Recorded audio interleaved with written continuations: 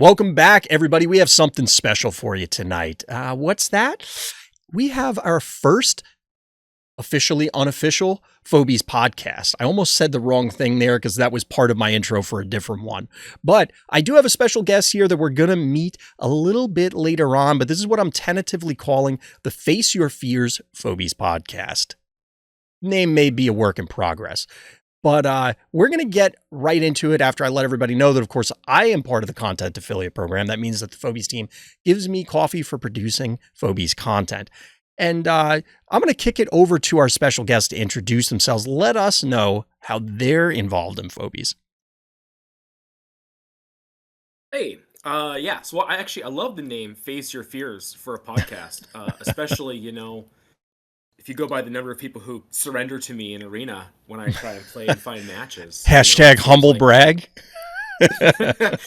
Well, it's mostly level differences, right? That's fair. It's something that I've tried to bring it to the development team is, sometimes it's hard to play matches as a Phobies player if you're a veteran. Absolutely. Sometimes I do want people to surrender to me because sometimes Look, wins or wins. Well, I want to get my jacks done. It's Yep. my boss is like, how's this project coming? And, okay, I'm going to cut lunch a little short today and, get these things done and out of the way. So, yeah, if people could surrender to me, that'd be great. But other times, I want to get quests done, right? True. And you literally cannot get quests done a lot of the time because people surrender to you, especially if you're higher level. One of the best ways to get quests done is to have bad manners and abuse your opponent and withhold finishing the game. So whatever if they have like a couple 1 keys left, that's great. I'm going to slowly kill each of those with paddles, and you're going to have to wait. And people are most likely to surrender in those kinds of scenarios, right? Of course. Then you don't get to complete your quest. It's a bad time for everybody involved, but that may be one of the topics we're going to have to get into. But before we get that far, so who are you, special guest? Let everybody out there know. Sorry, I'm Karst. I've been playing Phobies for about 2 years now. I think I actually saw the game when it launched, and I thought that looks cool, but I don't want to sit around and play live games. Because there are a lot of games out there where you can, which are very cool, and you like queue for a match, and you're playing a match, and it's back and forth. I thought I really want a game that's convenient for me, because at the time I was teaching online. Right. And I had a good amount of downtime between classes and helping people and stuff like that, but I couldn't sit and have like an involved 30-minute match. Of course. So I didn't want that. And I had no idea that Phobies had an async mode. And I wish the developers would promote that more, because I think it's a big deal for the busy adult professional that you can jump into Phobies, you can play for 2 or 3 minutes, and you can have a satisfying time with the game, right? You can make 1 move, 2 moves, and think, that was fun, this game's cool, and now back to work, or you flush the toilet or whatever.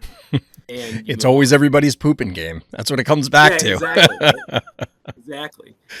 So I had no idea that it had an async mode. I assumed it would just be live matches, which is like 99% of mobile games.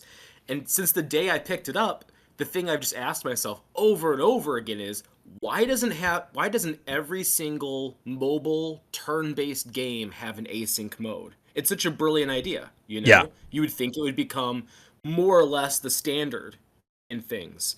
But as far as I know, Phobies is the only, maybe, or one of the only games that have it. I don't know what else is. It definitely seems to be rare. I know I played other games in the past, but I'm not a big mobile person, so I kind of fall out of that arena. Ironically, in Phobies, but digression aside, I don't tend to play a lot of mobile games. So like I said, I know I played some card game wise in the past where they did have that feature, but it does. I agree with you. Seems to be, and we can touch on this later, but Phobies kind of demonstrates that there is a market there that wants this sort of thing, that nobody's scratching that itch.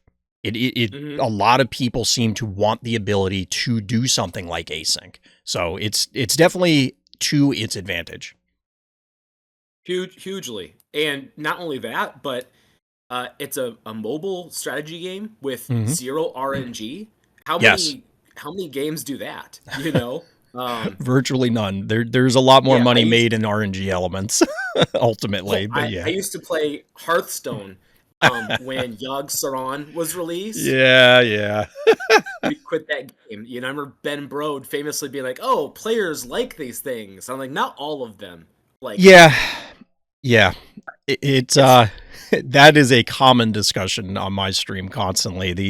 The tug of war between uh I guess just variance in general versus actual deterministic gameplay and where it ultimately resides in game design. yeah.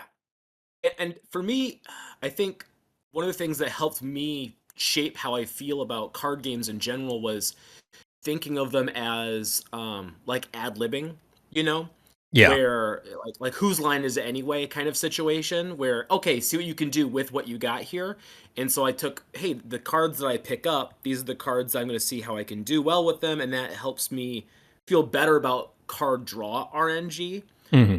Um, but I still generally prefer deterministic games. I love chess. I play a lot of chess outside of Phobies. Um, I used to play a lot of Duelist, and one thing I loved about Yeah. Duelist was Duelist had not just two card draw, which Duelist 2 brought back, but it also had card replacement. So every turn you could say, "Hey, I have this card that's crap, and I'm going to cycle it out." Um, I stopped playing Magic the Gathering mostly because I cannot stand the land system, and it feels like almost every single match you play, um, you're either drawing too many or too few lands, you Yep. know? Yep. And it's not just frustrating, it's boring, right? It's boring like when it's your Yeah. turn and you want to do cool things on your turn, right? And the Hmm. game's like, here's another forest. Oh, okay. I play my forest and pass back to you. And that's not very fun. So I think um I don't think I ever want to play a game that has resources like that again. Kind of like Phobies has made me realize that I don't really like deck-based games either. I like skipping that whole part of that. Yeah, I can definitely see that, especially given your background, what you were describing coming from chess. And I mean, I had a similar background before I got into card games. And while I share a similar opinion to you as far as Magic goes and Hearthstone and the variance aspect. So for all of you out there, I know we got some Hearthstone fans that hang out on stream and probably watching this on YouTube later. Sorry, not sorry. I just don't like that sort of game design. If you enjoy it, more power to you. But I can definitely appreciate where Phobies is at because of the determinism, which wasn't an official topic that we had on the list. There are some official ones that we were going to try and talk about, but since we're discussing it and Car's background, well, speaking of Car's background, before we get that far, and I digress again because I have a tendency to drag podcasts out by digressing for forever. One other thing I wanted to point out that Cars, maybe you could elaborate on. You are part of the mentor program though for Phobies, correct? Yes, I am. That's such a good thing to remind me of in this moment. I figured just throwing it out there because while people they're gonna at least maybe recognize me, maybe I don't know how many people are out there, but if they've heard your name, this is probably the context they saw it in, other than your enormous design documents, which we'll probably touch on as well.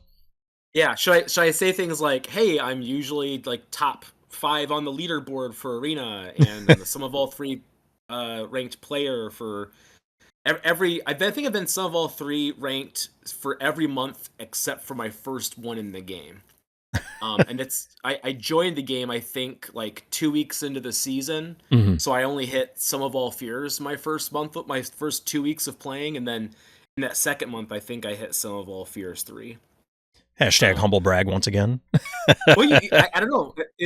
Am I giving No, background? I think it is completely reasonable for that to be the case. I think it's important for people to have the context of who's speaking and under what authority do they have? Do they like, why am I listening to this person? I think it is reasonable to put out there the accomplishments that you've made within the scope of this game.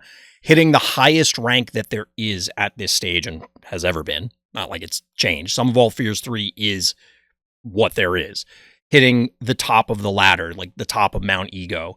And then obviously the team felt confident enough to include you in the mentorship program that you're speaking to the community, not just here, but in general. You're speaking to the community with both a level head as well as an informed position, because you're not just throwing stuff at the wall. I mean, you might do that strategically to try stuff out, but not just going off the rails with ideas.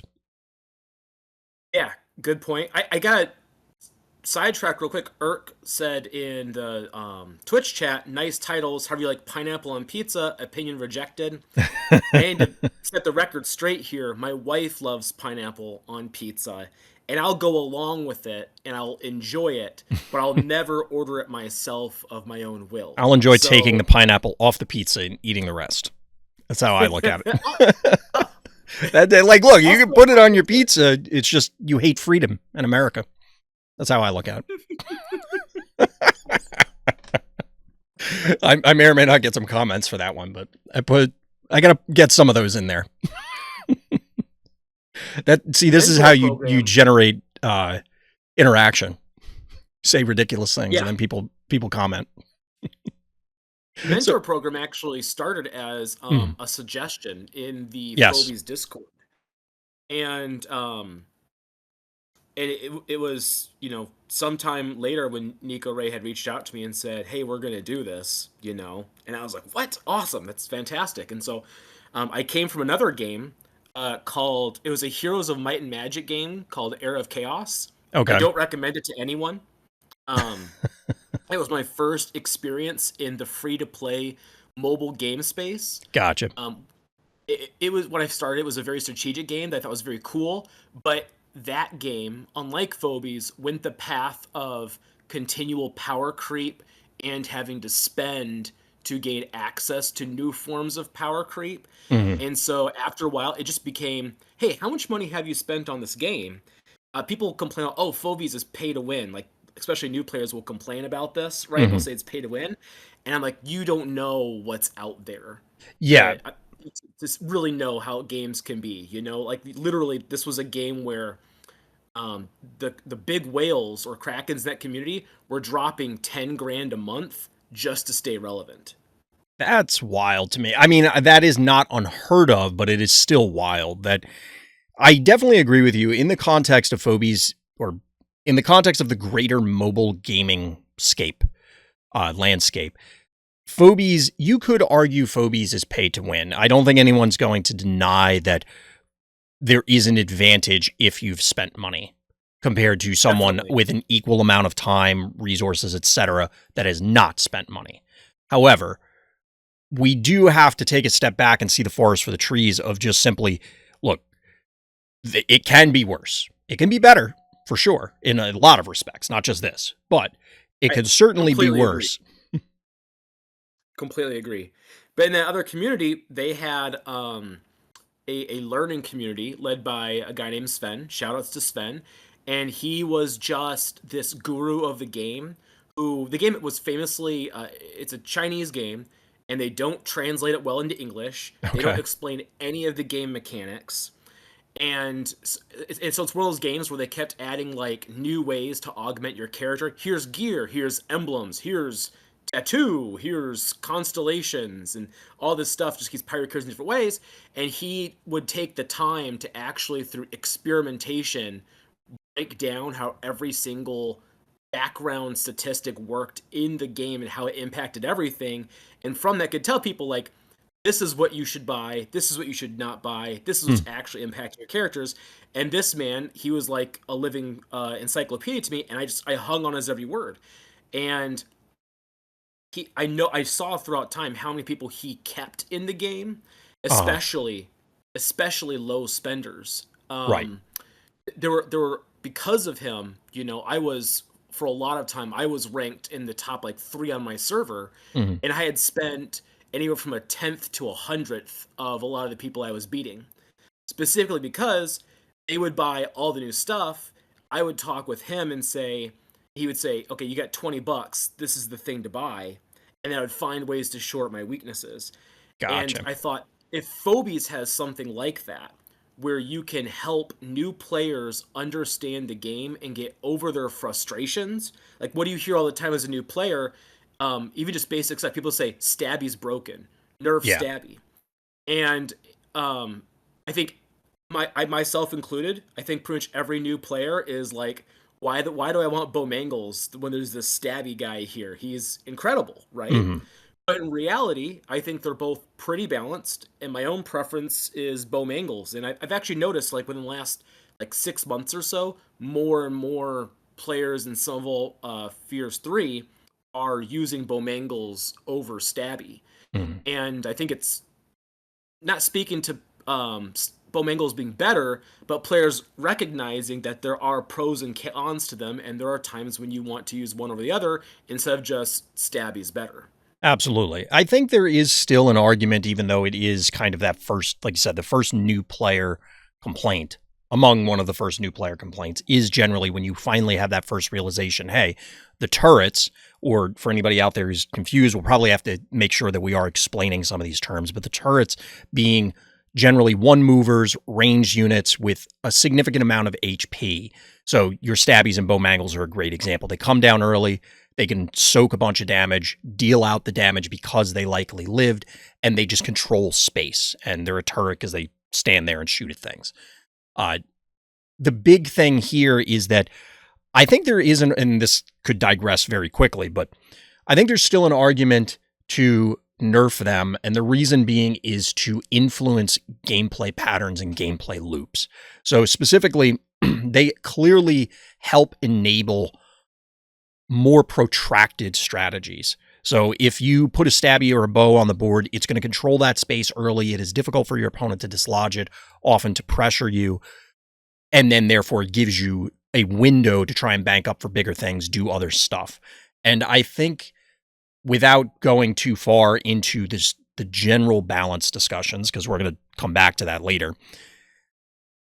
I think there is a level of where does the team want to try and attack the existing game state to modify it? You and I think, generally agree that we should be looking at maps, but it is another avenue to just say, hey, any of these enablers that allow for these more protracted strategies to be so successful, target all of them, for example. That would include Bow, even if people's first complaint is Stabby, but I've been thinking about this recently for some reason, even before you brought it up, that like maybe that is an angle to try and alleviate both the new player concerns as well as shake up the overall meta for more experienced players, we'll say.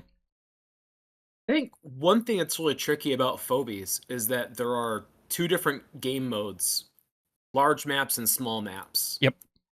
And turrets are probably too strong on small maps, but they're probably not on big maps.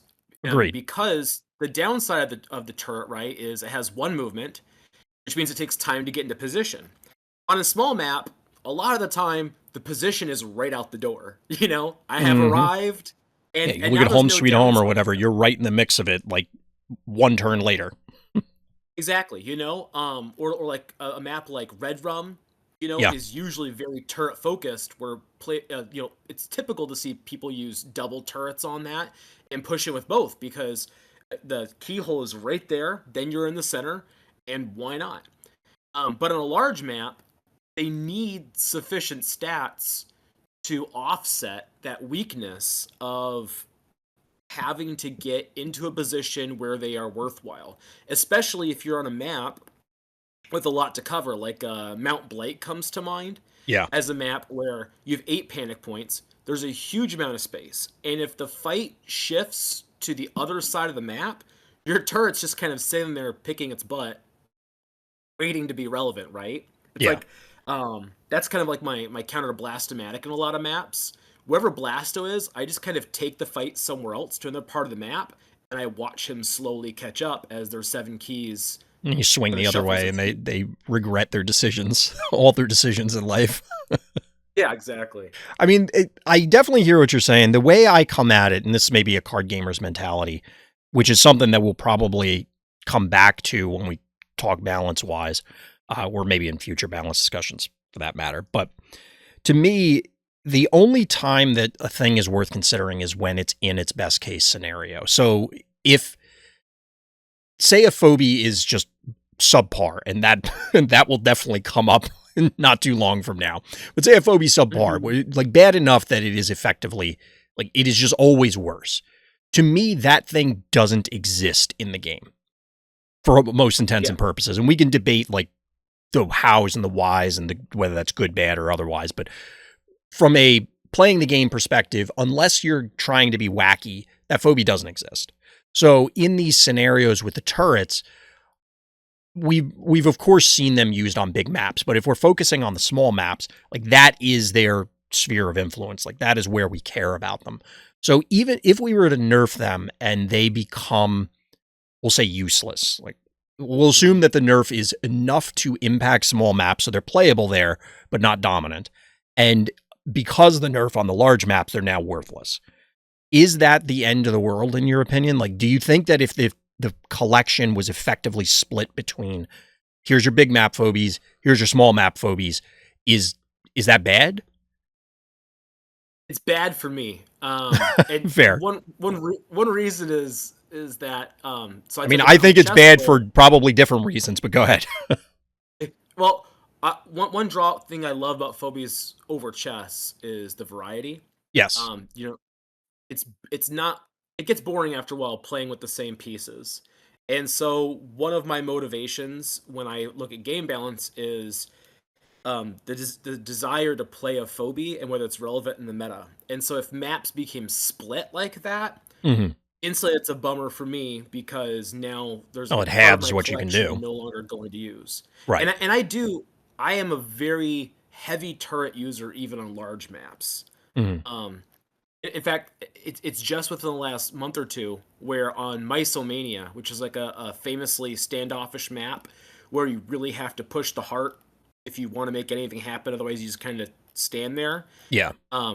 I've learned that, you know what, actually Bo Mangles is my perfect heart rusher there. And it takes him 1, 2, 3 turns to slowly get to the heart.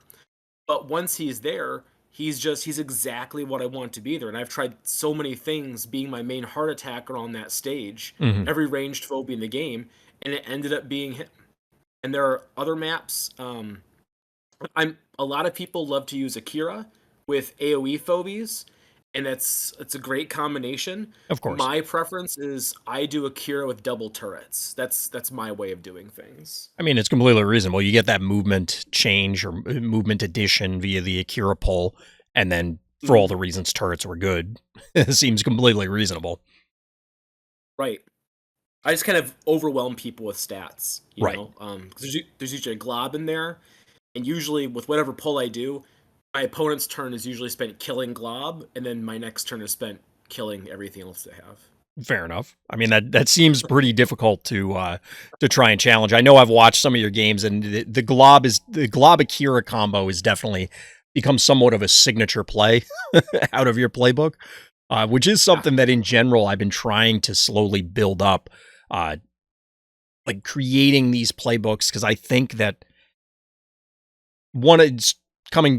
We're kind of shifting discussion here a little bit, but coming back to the new player challenges, aside from grokking all of the various balance things and just kind of trying to drink the ocean, that sort of thing, because there's a huge breadth of knowledge for the new players, aside from just, hey, that's a new phobie every time you load into a game. Yeah. Sometimes it's a matter of how do I eat? Like, what do I even try to do? Once you get past a certain collection level of, okay, I'm not just literally playing every phobie I have every single game because my collection's so small. It's, well, what am I trying to do? And sometimes that level of analysis paralysis can be tough for people. And it's why I, for a while, was starting to collate, for example, Alien Engineers games and say, hey, on the floor is lava. This is what Alien Engineer does. So if you want inspiration, here's the step-by-step game plan to try and execute it. And then hopefully people, once they go through the motions a few times, will go, oh, well, I have this other thing to tweak this because now my opponents are countering it, and then kind of build on that. But yeah, I have it takes a lot of feelings effort on that. What was that? I have mixed feelings on that. Okay. Like on one hand, I think it's the sign of an evolved game that these things exist, right? Like Hmm. chess has the MCO, Modern Chess Opening Book, Right. that catalogs. It's, I don't know how many pages it is. Maybe it's up to 1,000 by now or more of Hmm. just openings, lines, variations. Um, and Phobies doesn't have anything like that right now, right? Correct. Part of the reason being you can reasonably tell me what your first turn is going to be in Phobies as player one. On some maps, I can tell you what my first turn will be as player two. After that, it's all out the window, in my opinion, because Yeah. there's unlike chess. On chess, there's a single move you have to respond to, and so it's very easy to create a flow chart Hmm. of here's the single move. Yes. But in Phobies, that's not the case. The um, game is much more deep than chess in the sense that with chess, when you try and think of moves, I can think, 5 or 6 moves ahead because it's one move at a time. With Phobies, the best I can do is I can figure out my turn, my opponent's best response, and my best response after that. 3 moves deep, and that's it. Anything beyond that is just way too much to keep track of because of how many variables there are. And I think that's going to be, I don't know if there's going to be a way for us to ever handle that in terms of openings. I think there's, well, two thoughts. One, I definitely agree with you about the scope with Phobies because there are definitely too many variables. And this has come up in other game discussions. I know people were asking some questions about Star Wars Unlimited earlier, although the question was who's the best kisser in Star Wars. So we're going to leave that one alone. Um, but there's this idea of I go, you go, similar to chess. Like I take a move, you take a move, then I take a move, then you take a move, as compared to Mhm. turn activation like Phobies, where it's my turn, I Yeah. get to do everything. And it becomes, I don't know if it's exponential, that might be exaggerating it, but like it's certainly not linear, a linear power relationship in that configuration. The you go, I go system inherently keeps things tighter because it's very difficult for me to like spring ahead an enormous amount as well because you could just Yeah. turn around and the combination is more like it's more than the sum of the parts given certain plays. Like, I have a really funny practical example of this too. Mm. Apologies to Bean of Evil if he feels called out for this. It's not my intention. But you, Chomp, you had cataloged Alien Engineers opening on The Floor is Lava Yes, with K9000, which is not a phobia that gets a lot of use, right? absolutely. Yeah. And Bean was saying that he gets a lot of standoffs on this map. And so he said, okay, I'm going to try this Alien Engineer opening. And said in Discord, he said, yeah, it didn't work for me. It was still a standoff. And I said, well, what do you mean? He goes, it's like I'm like 4 turns in and it's already a standoff. So I watched the match and I said, Hmm. well, your turn 2 doesn't make sense to me. And he said, well, that's what Chomp has as turn 2 in there. And I said, well, that must be on the assumption that your player responds to your turn 1 in this way, but your opponent did this other move. So you should have done this instead to keep pressure up. So already, like, your guide didn't fit the scenario, right, on turn 2 because Alien Engineer's turn 2 is on the assumption that your opponent's going to do a common response to that K9000 play, Right. but when they don't, they respond differently. Or another situation was Jeremy, who goes by Gemery usually because he's Yes. funny like It that. ends up being confusing every time when he submits a game, and I'm like, okay. he he had an opening on Red Rum where he lost tempo as player 1 on like turn 2 because his opponent went with Murder Wing. And the thing is, Murder Wing, a lot of people don't open with Murder Wing on maps, right? Yeah. Um, they, opening with a turret is the most common. And there's a reason for that. And the thing is, if you don't understand why the turret is generally the superior option to Murder Wing, and you don't punish the Murder Wing opener well enough, then Murder Wing might do better than the turret, right? Yeah. And so he responded with opening with a turret of his own, and I told him, well, that's why you lost tempo because you went for the turret.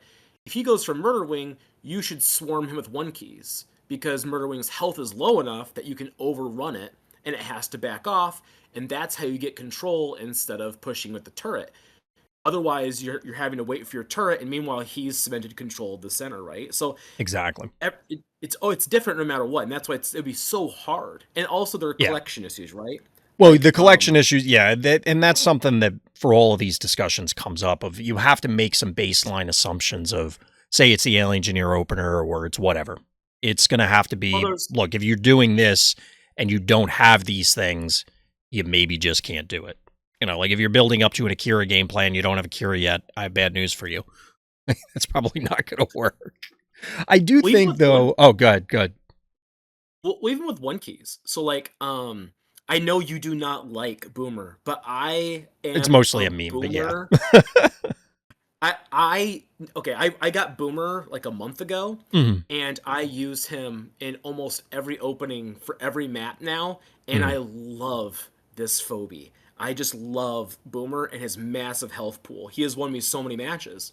But specifically, the opening I like to do is Boomer plus Tickles, because they are Yeah, two one key Phobies that have extremely high health but terrible offensive abilities. of course. And I use that to swarm panic points early and get some kind of early heart damage without losing key value.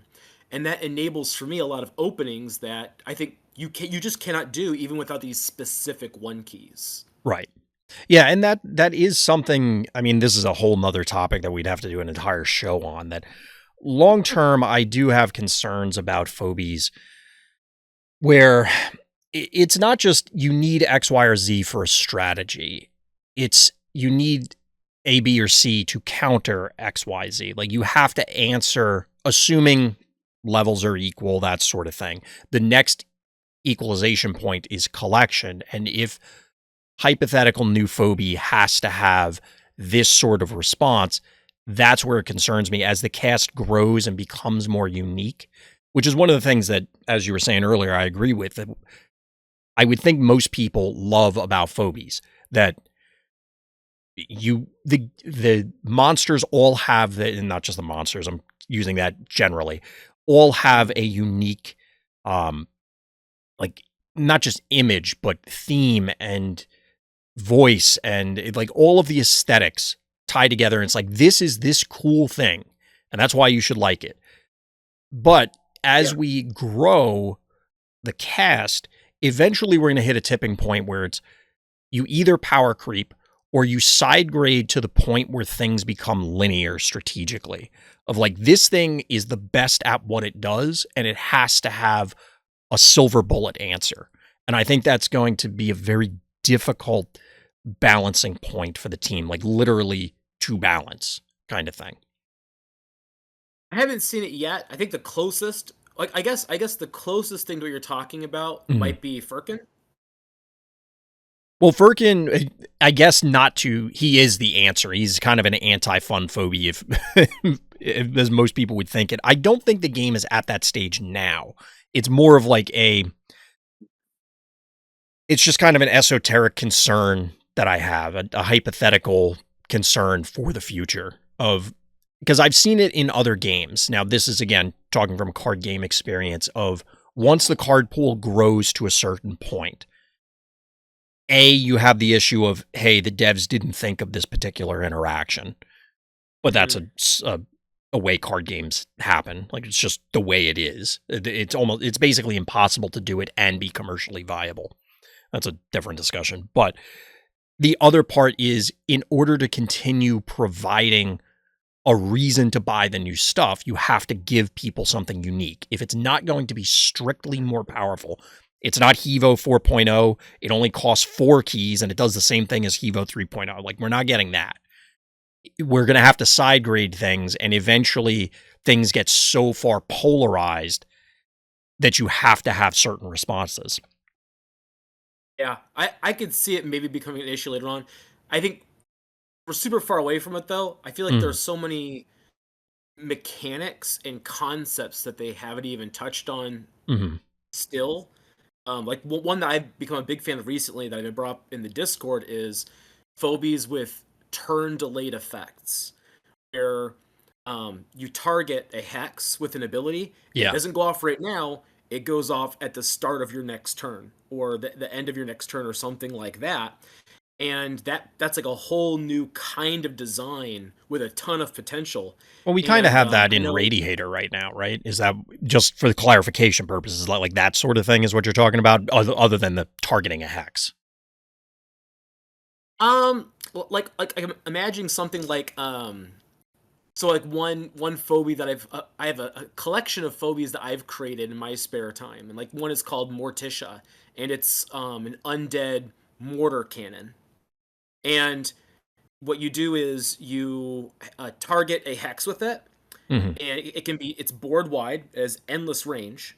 It cannot hurt the heart, and then it does not fire at your turn. It fires at the end of your next turn on the hex that you targeted, and it tells your opponent where it's targeting. So, is it going to hit? Most of the time, it's not going to hit anything, but Hmm. it is going to force your opponent to change location, right? And that way, if someone's trying to just turtle with a bunch of sentinels in the back, for example, Hmm. those sentinels have to shift, which can open up attack opportunities in other ways, is the idea, you know? Gotcha. Not claiming it's balanced or anything, but that idea of having, hey, here's a phobia with a way more powerful effect than we'd normally give anything, but it's on a delay, is something that I really think the game could explore. I know some people have been fans of the ideas of quest phobies, phobies that are mediocre when they come out, Hmm. and then after they complete some kind of objective, they unlock a power. Right. Um, Recent one that was shared was like a one key that can teleport anywhere. But to teleport, it first has to recapture a panic point. Well, recapturing a panic point and surviving as a one key is not easy. But it's interesting that you might have a one key that after you recapture a panic point safely, now can teleport anywhere. Totally new mechanic that would normally not be healthy for the game, Right. but in this situation is very unique and interesting. So I feel like there's so much more design space that uh, there's a lot more to offer that can be explored than what Cluck Norris has given us. Yeah, I think that's as good a segue as any into talking about topic number one here. Um, Cluck Norris, for people who are unaware, is the most recent exclusive phobia. And if you hear everything in the background, it's because I'm switching over to the client just so I could take a peek at it once again. I'll put it on screen in editing. But Cluck Norris is a 6-cost undead phobia, 2200 health, 2 movement. It's melee, 350 base damage with flexosterone. It has a warm up of 1, a cooldown of 2, and it's a self damage buff for 500. And I think you pointed out first, Karst, it the model is gross. I guess in a good Yeah. way because it's basting itself. Not, I thought it was for the ability until I watched Onda and Bilius to see it. I thought it was for the ability. It's not for the ability. It's just basting itself periodically. Yeah, disgusting. I love it. Yeah, like I it was love well that they're done. Shout out to the art team for that. oh, their art team is just they have some really masterclass animators Absolutely. and designers on this team that are handling these things. You know, it's a common community complaint. Usually from people who aren't regulars, but sometimes from Mhm. regulars that we're getting reskins. But these reskins are really high quality The new and ones, they have a unique absolutely. feel to them. Yeah, I mean, you could maybe point some fingers at the Boom family, the Evo family, the Gin Hmm. Stings in the initial launch. But Yes. as we've moved away from that, absolutely, these are not just, hey, it's foul, but it's blue. Like, that's not what we're talking about here. This is effectively a new model because the animations are different. It's similar, but it's not. Like, you can definitely notice differences between this and Plaid, for example. Frosty, I had a brain fart for a second. I couldn't think of it. Like, all of these phobies, there's clearly effort put in on the art side to differentiate things.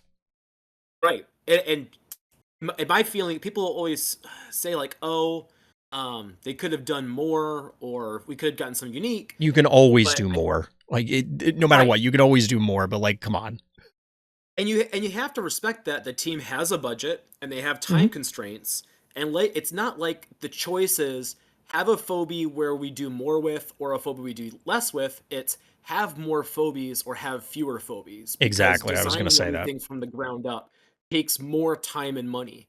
And my philosophy is if you can give me a reskin that feels new to me, and that means I get to have like an extra phobia month, right? Because we're still getting Yeah, updates, but we're also now getting a phobia month, so it's a net gain of phobia collection increase rate. If we're absolutely. getting that, and the only downside is these are technically reskins, I'm all for it. Yeah. One of the comments in chat is redesigns are fine, reskins not so much to me, but only because it's becoming overwhelming recently. But I feel like there should be a significant number of phobies that don't have redesigns or reskins at all times. I'll be honest, for me personally, I get what you're saying. I hear what you're saying, Chad, but it just that thought never enters my mind. If we Same. never, for me personally, if we never got a net new phobia, like completely new design, it wouldn't bother me personally. I understand that it would bother a lot of people, but I think that there's tweaks that can be made to like the entire existing cast, and we could last many years of still getting unique things without even introducing a whole new thing. However, I don't think there's a single update that we've gotten, like full update as compared to the monthly ones, where we went without a new creation. I can't think of one. I could be wrong on that, but I think every major update has introduced new stuff. I'm pretty certain you're right. I think the only thing that's kind of a bummer is, in our most recent update, we got some really exciting designs with Haffy, the Collector. Mm-hmm. Um, what's another unique one we got? On a blink here. Let me switch over to collection real quick. I mean, I run into this when I'm playing the game where it's a matter of, oh yeah, I wanted to try this thing, but then I blank on it mid-game and then screw up my key count, and then all of a sudden I can't actually do what I wanted to do. So recalling a given phobia at a given time is always challenging. Phantom was, I mean, it's new, but it's, Brute Worst. Brute Brute Worst. Yeah.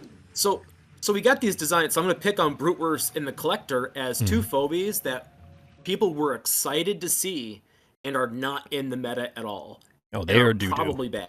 They are doo-doo. Like What's that, that? I tried. So I was given the Collector. I was provided Collector by the devs under the assumption that, try and showcase it. That was especially at level 3 on the ladder. Like that was even with Shove Shark, and that was pre-nerf Shove Shark. I want to say it's easier said than done, but that doesn't do it justice. I've only used my Collector once. He won me the match, but he technically won me the match, but he never actually hit anything. He won the match because my opponent was scared enough of that he dove his entire team into it, and the dimensional pull gave me a great AoE setup.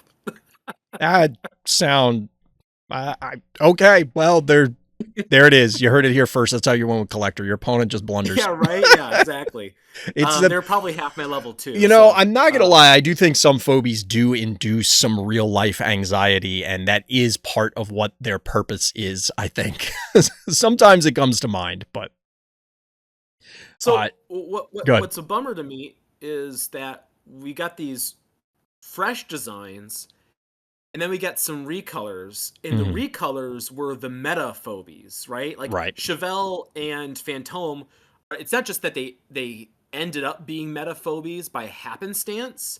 These are the phobies that were clearly designed by the team to shift the meta, as said by the developers themselves. Mm-hmm. And I wonder, well, why did you choose the reskins to be the meta shifters? Wouldn't it have been better if, like Collector, his name's the Collector. Maybe he could have been summoning allies or something like that. Like why were they one movement melee phobies? Yeah.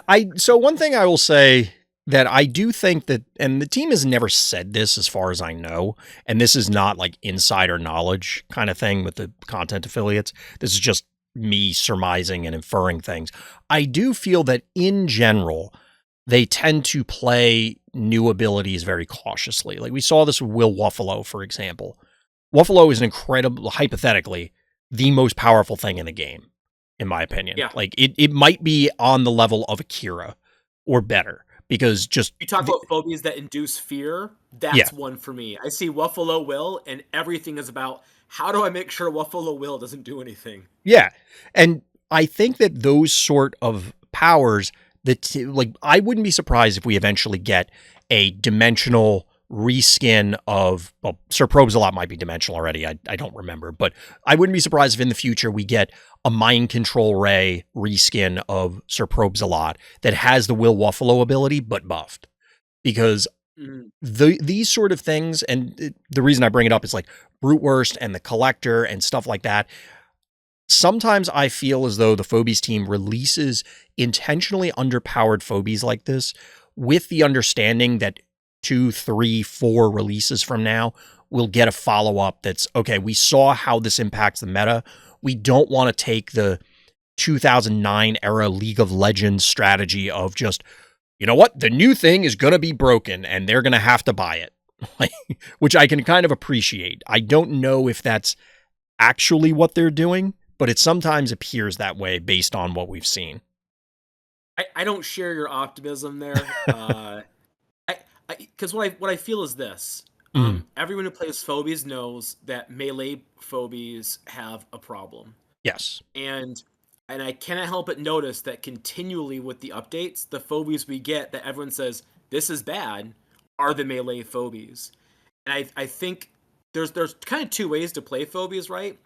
There's the way that if you're Sum of All Fears and above, at the very least, you're a player who strategizes and tries to coordinate a team of Phobies for coordinated strikes to eliminate things that your opponent has, right? And you understand the aspect of the game.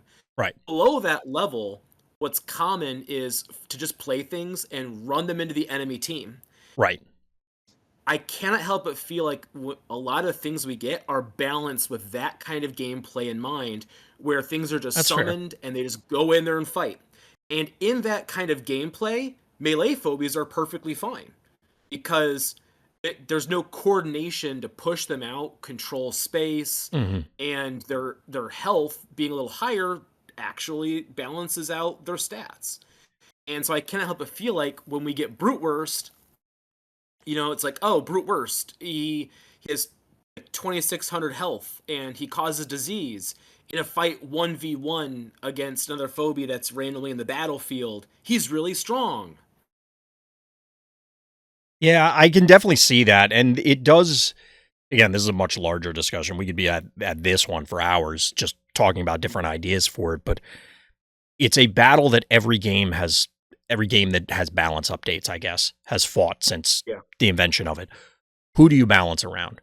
The best players or all the players? Like the most players? Because the reality is there are way more people that think Cerberus is the most broken thing in the game that you could possibly do than there are people with Akiras, most likely. Like just that have it. And I'm kind of like, that's a weird thing to highlight, but like that sort of thing where to introduce arbitrary phobia, that thing is broken to newer players or players with low collection levels or stress levels or both. And then I guarantee they outnumber by like orders of magnitude, possibly multiple orders of magnitude, the players at the top. And that's the same with every game. By definition, there's only so many at the top and there's way more below them. So, well, oh, God. If you look at the leaderboard at the end of any season, there are less than 50 people in Sum of All Fears 3. And the game, last time I checked like a month ago, had about 10,000 players active on ladder. Right. And that's exactly it. It's just a tiny percentage of, and even among those top however many players on any given season, and this goes back to the pay to win thing, but like there's probably a number of players who got there because they've either been playing long enough or they put in enough money that they are just bodying everyone outside of their group. Like they're somebody that's on par with them collection skill wise, and they'll keep the inflated level, even if they aren't necessarily pushing the game the way that you do or other players do, trying to find new strategies. They can just blindly drop stabby into whatever and just stomp on whoever. That's what Hoploy has been saying recently. He said, this isn't a strategy game for me anymore. It doesn't matter what I do, pretty much, you know? He lets his... To be fair, they kind of brought that on themselves. Like, I don't know what to tell them at that point. But I can sympathize with it, you know? know? No, I do. I absolutely understand. Yeah. But, like, my brother in Christ, you played yourself. you did this to yourself. I don't know what to tell you.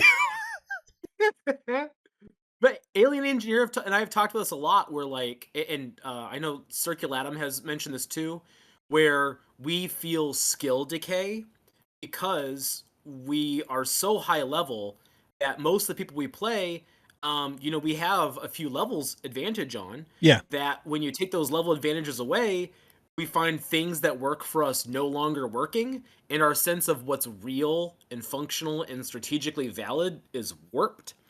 Yeah, 100%. You know, and I've talked with several, you know, above 120 stress level players, and they would love it if the stat gain per phobie level was less than 3%, because that would narrow the mathematical difference in stats based on levels and ensure that our matches are more challenging. Yeah. So we oh, good. Hopefully said that.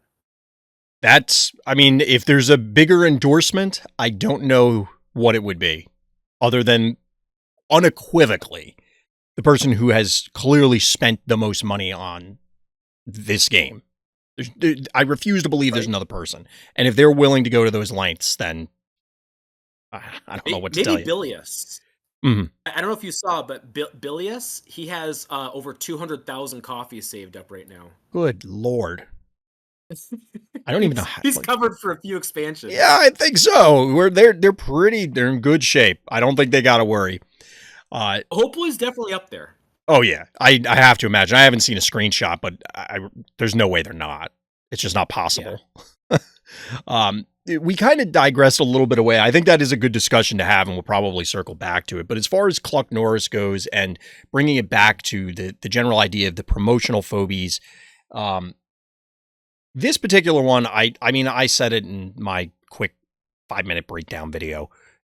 It's not worth it. And that's not good enough for, like, that's not good for the game for a variety of reasons. Now, the other extreme is also bad, where, let's say, Plaid or Frosty, who are clearly on the better end, especially compared to Cluck Norris, if they came out and they were actually broken, like I said, we run into the late 2000s era MOBA problem of whatever the new thing is, it is just head and shoulders above everything, and the game does kind of become pay to win because it's you buy this thing and you just body everyone. There is a healthy middle ground, but I don't know what other than Cluck Norris being bad. What are your takes on it? I agree with what you said. I think the worst thing about Cluck Norris is that he's bad. It's that he's really boring. Yeah. Like if you look at him, he buffs his own damage for 2 turns. Well, so for 2 turns he becomes a functional melee fighter, I guess. That's just giving me a melee phobie for 2 turns that I can use. Like that's not really, there's no reason to be excited about this guy. He's not adding anything to the game. Right. He's not, and that's what I want. I mean, you pointed it out. He's a mediocre fish tank, and that is saying a lot. Like, yeah, it is, right? So we got Cecilia, and Cecilia, I think, is also very bad. But at least Cecilia is trying to do something new, right? Yeah, there's something unique there that says, I do this thing that other stuff doesn't. Exactly. And that's all I'm really, like, going forward in terms of, like, I guess you'd say horizontal expansion of Phobies concepts instead of a vertical expansion where things just get stronger, right? We need new ideas there. And Cluck Norris is not a new, I mean, he's technically new, but if you think about it, if you took that self-damage buff, you could just add that damage buff to him as permanent damage. he could just be a 2200 health, 850 damage phobie, and he would be really boring, right? So the only thing that makes him quote unquote interesting is that you have to waste an action to make him viable. Yeah, and that's just a feels bad moment. Chat's pointing out Phobie referencing Chuck Norris is bad. They done messed up. I mean, I can't disagree with that statement.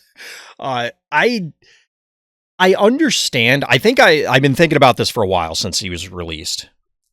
I think I understand why they did this, but I come to the conclusion that it doesn't matter. It was just incorrect. So the defense of the design, I mean, is that it's undead. It is Fish Tank, but it's undead. Fish Tank cannot heal under its own volition.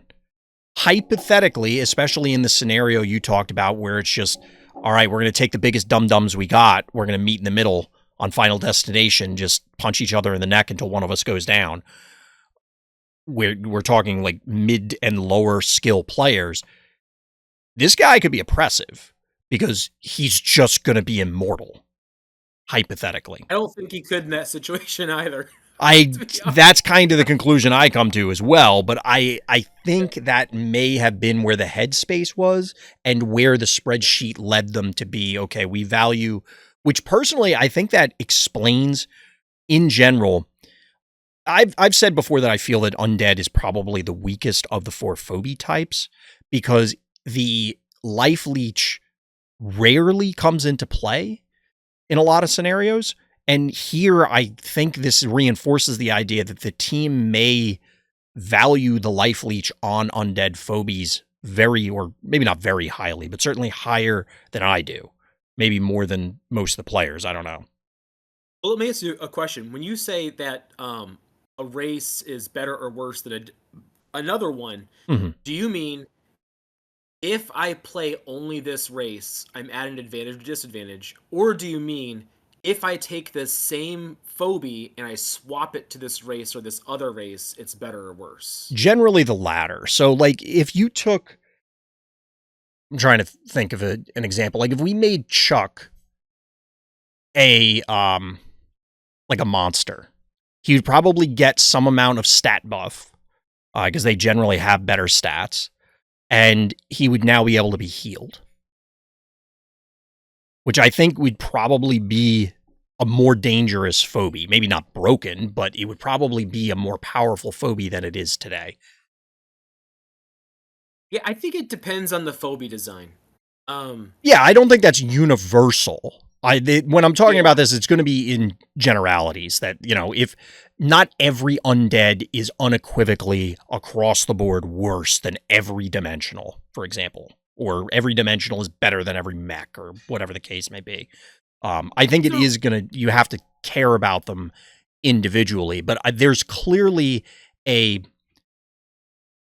think that there is a design economy baked into this type of phobie. So this dimensional, this sort of ability now costs 2 points. Whereas if it was a monster, it might cost 4 points in the design of creation of that, whatever the thing is.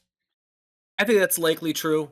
It definitely feels like when they design phobies, for whatever reason, they are more likely to say, because this is undead, we don't want it to be too good, so we'll make it a little worse. And then when it comes to mechs, they say, hey, mechs have no counters, so let's give them all the best stuff anyway.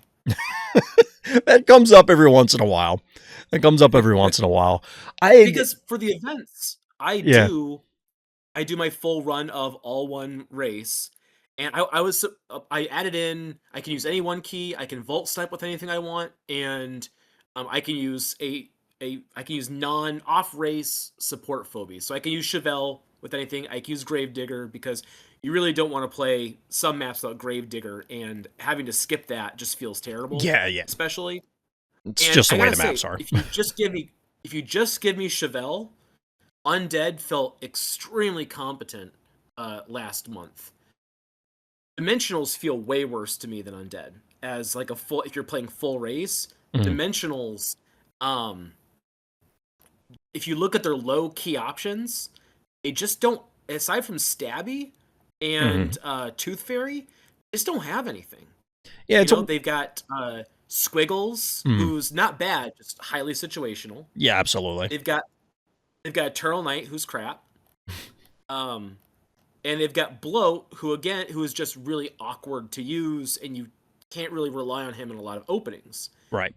For every other race except for Dimensionals, you have a cool 4 key you can save up to. Giggles, Snappy, Gonzo. Dimensionals have Raucous, Gargles, Sizzle, and Grimes. They're all these melee phobies. There's also Firkin, who I don't have. It's mostly, and Glob. So they're all melee phobies. So you can't, like, in every other race you can save a turn and then play something a little bigger out to help you out, like Inoculus or Ginsting. And you can't do that with Dimensionals. Yeah, I mean, the game was clearly never designed around the idea of being mono X. Right. It was always within the context. So that's why, I mean, eventually on a long enough timeline, we'll hit that dimensional 4 key, right? Or insert whatever key cost we happen to be talking about if we have infinite phobia releases. But the idea, I think, was always supposed to be that you're going to have this army of different little monsters, and each of them have gaps in the curve intended to explain, like, okay, well, maybe that is the niche for mechs. They happen to have the best 5 drops or whatever. That hasn't quite borne out that way, but it's a made-up problem by me imposing constraints on myself. Well, I mean, it's allowed. People play game. People do that all the time. I mean, even before the events, people were doing challenges like that. So it's not a ridiculous thing to have, like, come up in general.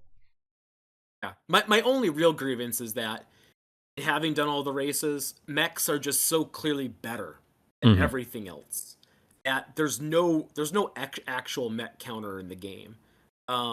Whereas when I play all dimensionals and summons Smiley, I'm like, I don't want to curse on your stream, but that's my reaction in real life, is to drop an F-bomb that someone's bringing Smiley against my dimensional team, and there's nothing I can do about it except for have a lot of stuff die. Yeah, sink 5 phobies into, well, maybe not 5, but like sink a bunch of guys in and go, well, that sucks.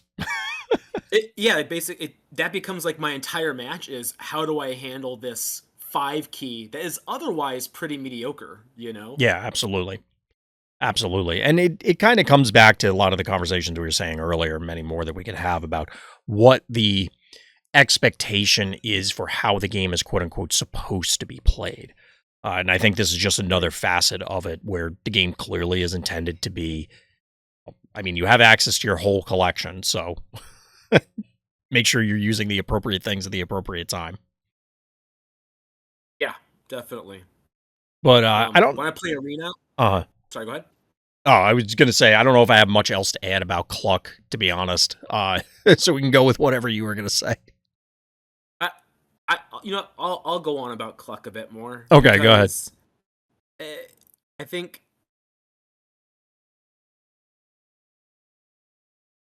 within like 5 minutes of Cluck's release, the Phobies Discord came up with at least 4 ideas that were better than what we got and more interesting, right? One was, my initial take was, make his ability trigger passively, like Radiators.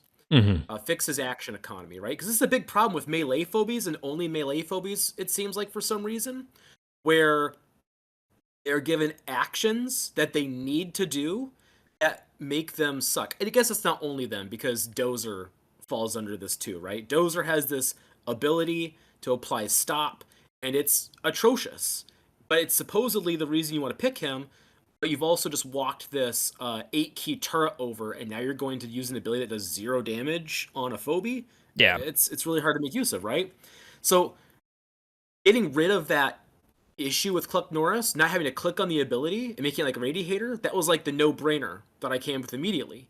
Then someone had an even better idea, which was, why not just have his ability stack? Well, that sounds really cool, right? You could have like this late game Phobie that's slowly buffing himself up over time. He's kind of mediocre when you first play him, and you play him for the end game scenario. That's way more interesting what we got. And someone had the idea, why not make him immune to debuffs? Whoa, cool. Now he has a unique niche in the meta. Nothing else is immune to debuffs. That fits him thematically. That's interesting. And then someone came up with the idea also of, how about when he uses his ability, he breaks out of debuffs? How cool would it be if our guy here, he does a flex and, bam, all the ice breaks off of him? Yeah. That sounds badass. I would like to use that. Like, how did we get to a position where we got this Phobie who is stale bread, and the community within like a couple minutes could think of so many ways that it could have been not just better, because it's easy to make things better, Of but more course. interesting and exciting to receive. This is where, and in defense of the devs, and again, this is, yeah, I'm a content affiliate, but this is just me inferring things. I presume this is now just a matter of constraints that we are unaware of. We as the community are Yes. unaware of like, yeah, I'm confident 100% of those ideas, and probably 100 times more, 100 times over, are on a whiteboard somewhere, more likely in a spreadsheet, but the metaphorical whiteboard. But why didn't they do it? I have no idea. I assume it came down to, look, we can't test the breakout of disables thing in time, something like that. And that's why it's okay, well, we know this version works, ship it.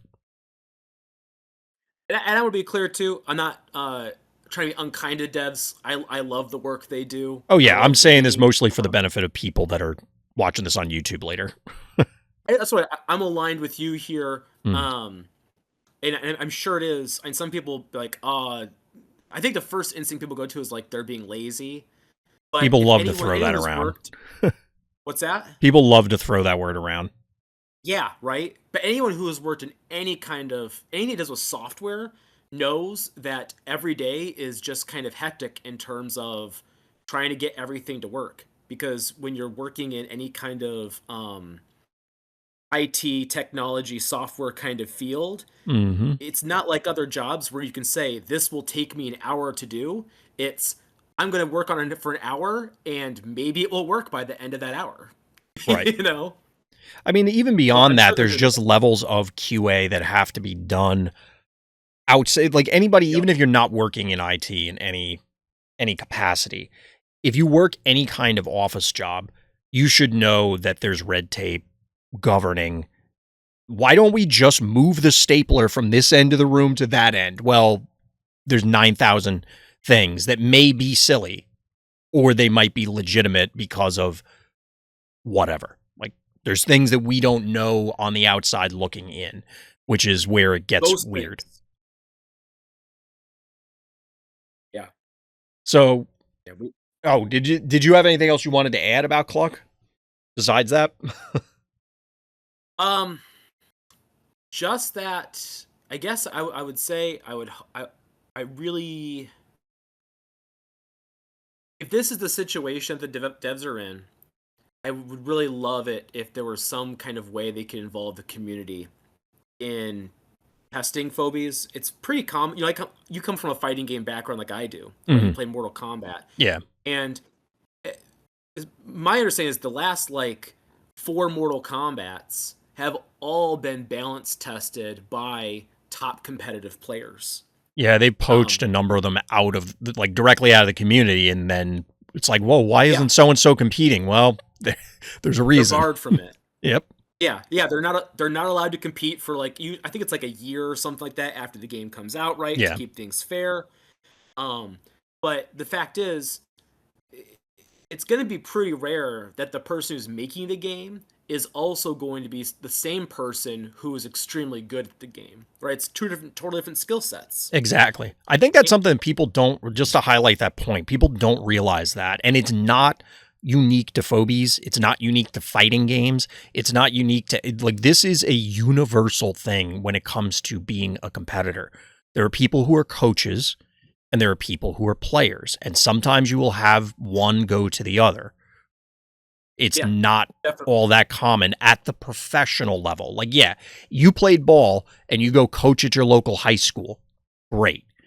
But you're probably not coaching in the NFL.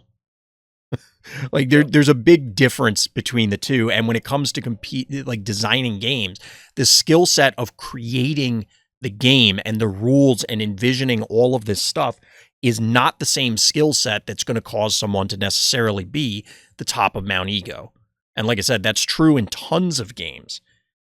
You might be a pretty good player if you're a game designer, but oftentimes, and it's shocking to a lot of people the first time they hear this that, well, why isn't the designer of the game the best player in the game? Because that you don't need to be the best player to be able to design things. And you don't have to know how to design things. And it's why players are often terrible developers. Yep. You don't have to, you can be good at the game and suck at creating games. Those are two different things. Yeah, I totally agree. But I think it could be a useful like additional voice, you know, to have something 100%. like that.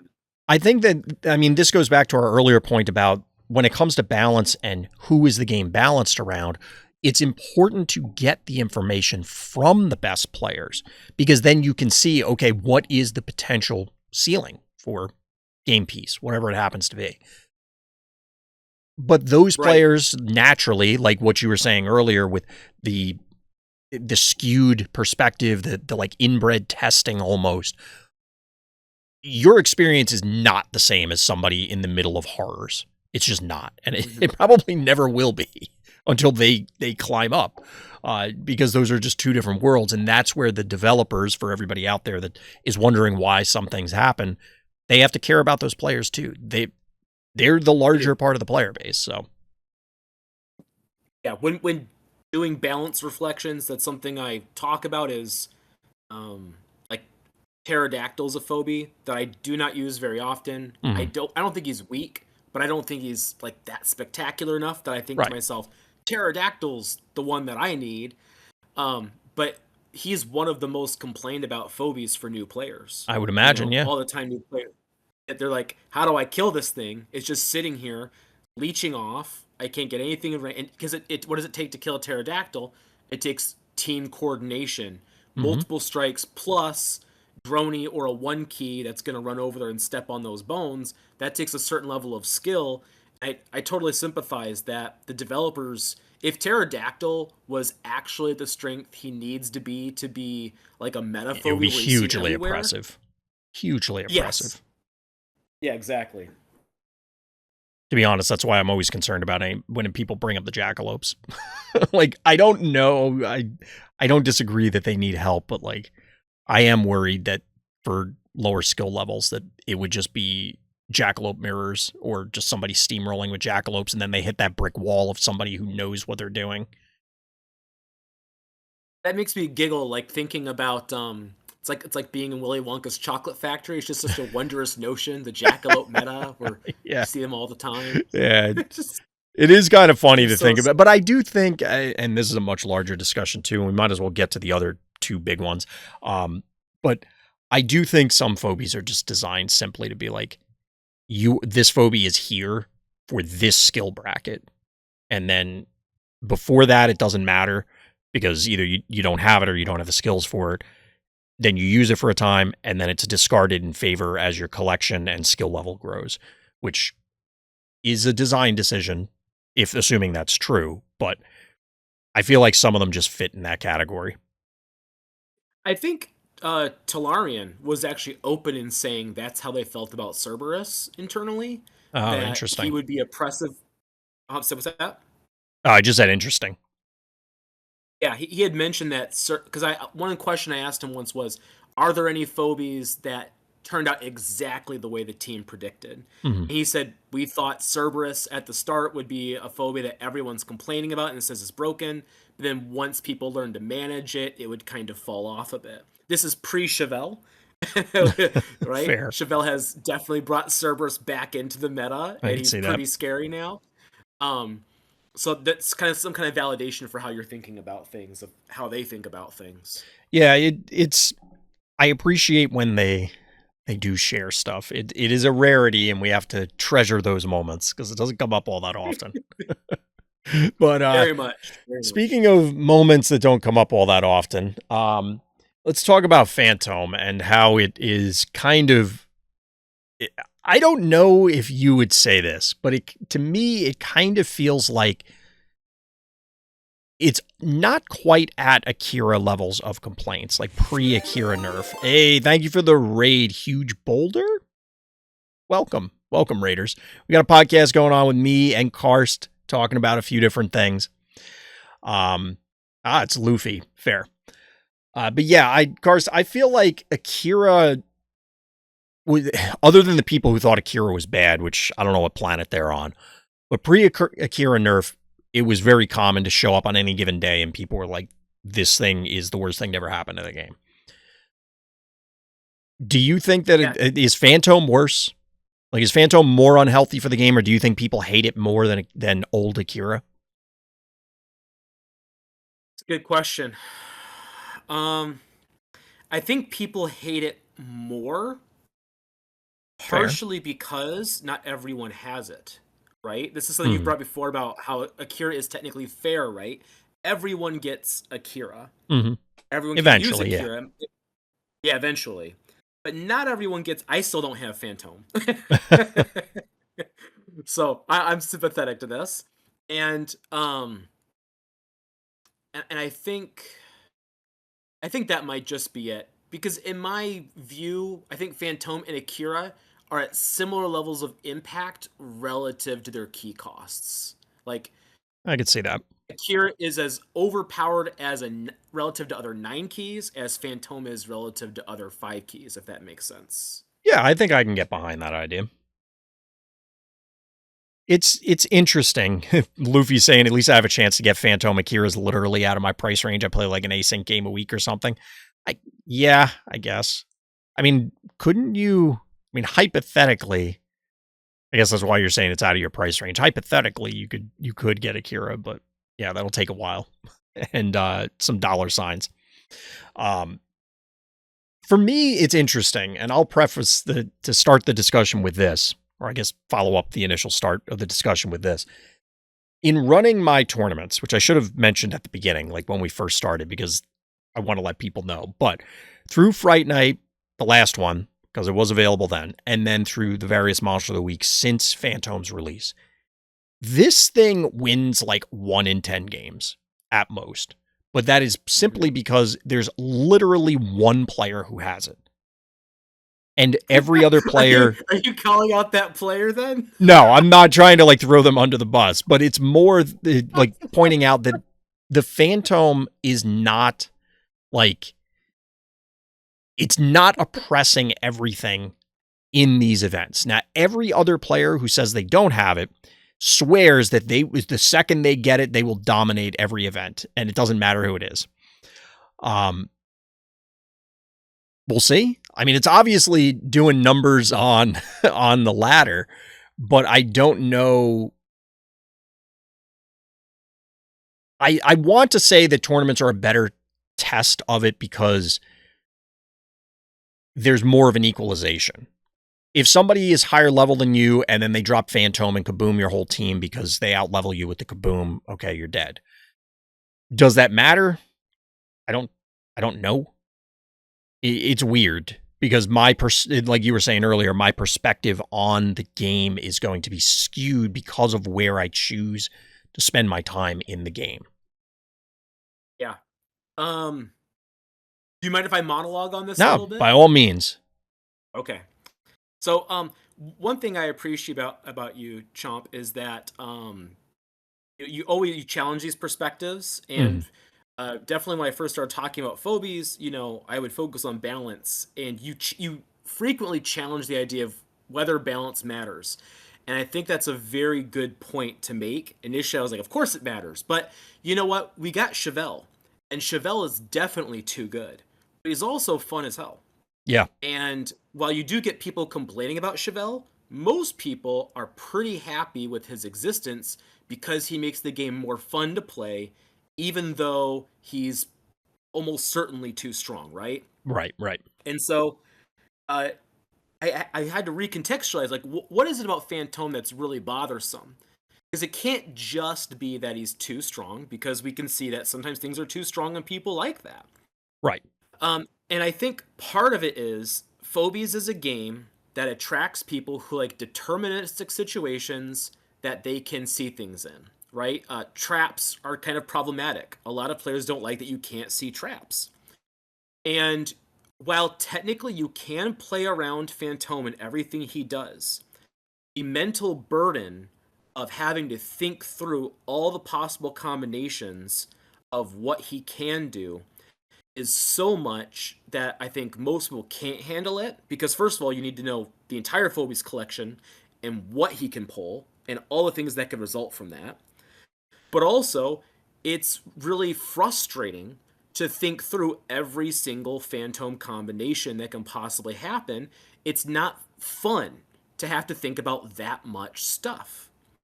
The only phobia that you have to think about more stuff with is Akira, because it has mass displacement.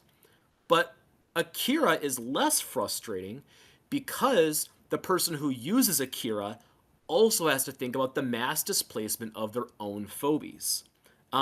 You recently showed a Xylo match where I was in an Akira mirror against someone, and it was like lots of shuffling around until they did a random push with their Ray Chargels on my heart. And I was like, oh, snag that up. And then the whole thing kind of collapsed. Right. And what your replay didn't show, because we don't get to see these things in the replays, it was Arena, is that my opponent, every single turn that we were shuffling around, had gone through like 3 or 4 different Akira pull tries where they were just trying to find something. Every time they were like tossing their Blastomatic into the abyss, or their Gravedigger dies, As one does. Like just throw away Blasto. You don't need that. And they're furiously tapping the undo button, like, crap, that's not going to work. And I've been there too, where I'm like, oh yeah, believe me, we have all been there. Anybody who has Akira has done that. Exactly. And so Akira, the number of things to track, he's a stressor on his user as well, which kind of balances out the stress he puts on the opponent. And Phantom's not like that. He's pretty brainless in terms of making a good play. You have all the control of Phantom, you pick the candy, and it's your opponent who has to deal with it and all the different plays that come from it. And I think part of the problem that he produces too is just how playable matches become when he's around as a result of this. Cupcake, the real problem with Cupcake was not just his stats, but because there was no lock on Cupcake, that meant that Cupcake was kind of always there. In the sense that on any given turn, you had to think to yourself, what if they Cupcake this turn? And so there's a level of influence that Cupcake would have on every single match, despite not having been paid for with keys. And Phantom kind of has that same effect with his Vault summons, where what am I scared of him summoning? Well, I'm scared of him summoning Smiley into my entire team. I'm scared of him summoning Cerberus to two-shot something nearby. I'm scared of him summoning Hevo 3.0 that's about to get buffed by Cupcake and weigh half my team. I'm scared he's going to summon Chuck that is going to two-shot my Attractor that's like in the middle of the screen. And the game is just not balanced. The game is balanced around the board. The board is what keeps things sane. And Phantom skips the board. Yeah, I definitely agree. A couple things that I noticed, I'm literally making notes as you were going through everything. One of it kind of calls back to something I mentioned earlier about the game going too far horizontally and then therefore creating these linear strategies of it boils down to, or that concept boils down to, how can you appropriately respond to things? And I think Phantom, obviously the topic is, well, you kind of stated it. Well, if they drop a Smiley in the middle of my team versus they drop a Cerberus versus they drop a Kaboom versus they drop whatever, they all necessitate different preparations. It's like, okay, I am not maxed out. I have a bunch of keys available. My opponent just played Phantom and I'm on last rights. All right, well, just to make up a scenario. What do I put on the board? Well, if I'm playing around the entire cast, I need wildly different answers to these different things. And Absolutely. it's like you said, the temporal component, because the board no longer matters, is obviously integral to this problem. But the fact that you can't properly, it's not, oh, they did this, so my reasonable responses are Phobies 1 through 10. And then their likely response to that is this, so then I want to try and prepare by choosing this one out of the 10 so I can bank for separate follow-up play or whatever. That's just literally impossible with Phantom because it could be anything. It could even be a boat. You know, like it's just not reasonable to play around the entire cast in that way. And I think that this harkens back to an anecdote that I brought up from card games before of changing what the game is about. And I think old Akira, even current Akira, Cupcake, and Phantom all kind of fit into this because the idea of from the vault immediately doing something heinous is not really what Phobies is about. Yeah, if you overextend and show up on your opponent's doorstep, you showed up to the wrong neighborhood. You made a mistake. You done messed up. But in this case, you could be on your half of the board and still get annihilated, depending on the map. And the anecdote from other games is like, I've talked about the Transformers TCG before. That game, you literally start with your characters in play, and the goal of the game is to deal enough damage to KO all of your opponent's guys. They won't say kill in that kind of game. So you knock them out. You offline them, whatever. But the entire game is predicated on my guy punches your guy punches my guy, and we go back and forth until somebody wins. Eventually, they created a card that introduced the game's first alternate win condition that completely bypassed. I like alternate win conditions, but the key thing is the game either has to start with them, like it's in the rules from the beginning, or it has to directly relate to the existing gameplay. And without, going down to the details of this particular scenario, it basically bypassed the entire way the game was presumed to play, which clearly upset a lot of people, and they ended up making bans that basically crippled it. And since the game died, pandemic killed it, most people ban those cards just outright and just won't play with them. And it's the same in other games. As soon as you start introducing these quote-unquote alternate play patterns, which I think Phantom, Old Cupcake, and Akira do, the game revolves around them and then moves into these linear states where it's, I have to guess, is my opponent going to Phantom a Kaboom, or are they going to Phantom a Cerberus, or are they going to Phantom Smiley, or are they going to Phantom whatever? And if I guess wrong, I lose. It's like blocking a 50-50 in a fighting game. If I block correctly, I win. If I block wrong, I just lost. Good. In the context of what you said, I think it's important to say there is a kind of game where Phantom's perfectly fine, fun, and everyone loves him. But that's not the audience that Phobies has cultivated, and it's not the game that we have been playing so far, right? Nobody signed up for this version of Phantom. Yeah, exactly. So I think that's a great way to frame it, because there is a world where like Moly Bully has 8 movement and does 1,000 damage and is top tier, and that's what balances out Phantom's madness and everything. And there's there's a parallel universe where everyone's loving that version of Phobies that went up the wazoo of power levels, but that's not the game we're playing. Exactly. And I mean, I think if Phantom had released and the Collectors and the Brute Worse and all the others were more competitively viable, I don't know how they wouldn't be problematic with Phantom, to be perfectly honest. Like if Collector was competitively viable and that thing was getting flung in with Phantom every time, I feel like we'd also still be complaining and just have more to complain about. But I feel like if they released other, again, horizontal kind of Phobies where they introduce other gameplay patterns. Hey, Luffy, thank you for that gift sub. I think that maybe Phantom could be okay even in the current context, because then it would just merely be another powerful strategy. But even there, it still feels like we just had Cupcake that did, and this is Cupcake on steroids, is what it feels like. We had one day.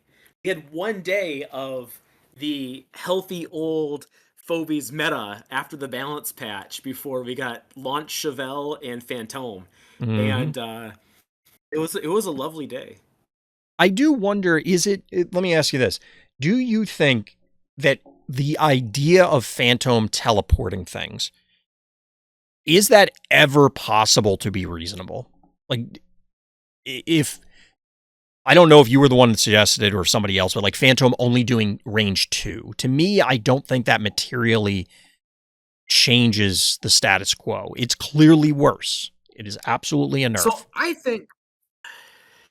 think Phantom, I think is too strong, but I don't think he's quite as broken as the community makes him out to be. I think that's the reasonable. main issue with him is how overwhelming the possibilities are. Mm-hmm. I've said it before. I've played against 9 Phantoms. I've beaten 8. The last one was against my Frankie, and we had a showdown where I had high five at his heart. I'm pounding on his heart. He has Phantom about to summon something, and Phobies had a bug that neither of us have ever seen before, where the game just closed both of our matches. It just said an error suddenly for both of us simultaneously. It said an error has occurred. And is this async or is this arena? This was in arena. That I've seen that before. Like that. I mean, I play a lot of arena, but that hasn't happened to me in a very, very long time. Like this was early year 1 thing. It's never happened to me. Mm-hmm. So we'll never know. So technically, I've played against Phantom 9 times. We'll never know the results of that match because as soon as it ended, my PM'd me and he said, "Oh, Karst, you totally had that." And simultaneously, I messaged him and I said, "Dude, you would have beaten me there." So we both thought the other person was winning that match. We'll never know how it turned out. I've beaten the other 8 Phantom players, and what it takes is it takes one, I have enough knowledge where I do know the entire Phobia collection, so I do know everything that can come out, and I am a usual player, I think, where a lot of people are like, oh, I spend about 5 minutes on a move, and I go on to the next match. And when I come to a difficult turn in one of my async matches, I will spend sometimes the full 2 or 3 days working through combinations to make sure that I've accounted for everything. That's my kind of enjoyment I get from the game, right? Yeah. But that's what it takes me thinking through everything. And there is also a weakness to Phantom that I think a lot of people don't know. It's the same weakness that Cupcake had, which is that the person who is using Phantom really wants to use him. Yeah. And the way to counter him is to give your opponent 8 to say, here's your Phantom opportunity. And it might be a good Phantom play, but now he's down for a couple turns and you can push in and try to win, right? Because when his ability's down, he's pretty mediocre, right? He's just a mediocre melee 5 key and you can fight through that. Right. Same thing with Cupcake. You could say, I cannot tell you, and I'm sure you've seen it many times. You've seen it many times in your streams because I've watched you do game reviews where someone uses Cupcake to kill a 2 key, you know? And I'm sure they feel great about themselves, but that's a trade. That's you could get a little more value than that. Yeah, right. Just saying. So yeah, sometimes the Kaboom. If they bring out Kaboom, I might throw them like 5 keys and say, okay, blow these 5 keys up, and they're like, yeah, I went up 2 keys. But then I push really hard, and they have a Phantom because one thing people don't do is they don't take into consideration the fact that Phantom costs 5 keys, right? So Phantom plus Kaboom doesn't have to get more than 3 keys of value to be good. It really has to get 8 keys of value or more to be worthwhile, right? Because you're paying for the combo. And so if I can get them to eat like 4 or 5 keys of Phobies, they feel great, and I feel great too, because now it's time for me to push, and you have this really mediocre melee Phobie. So I think the Phobie is more counterable than people make it out to be, but it's really not fun to play around. It's really time consuming to think through. Hmm.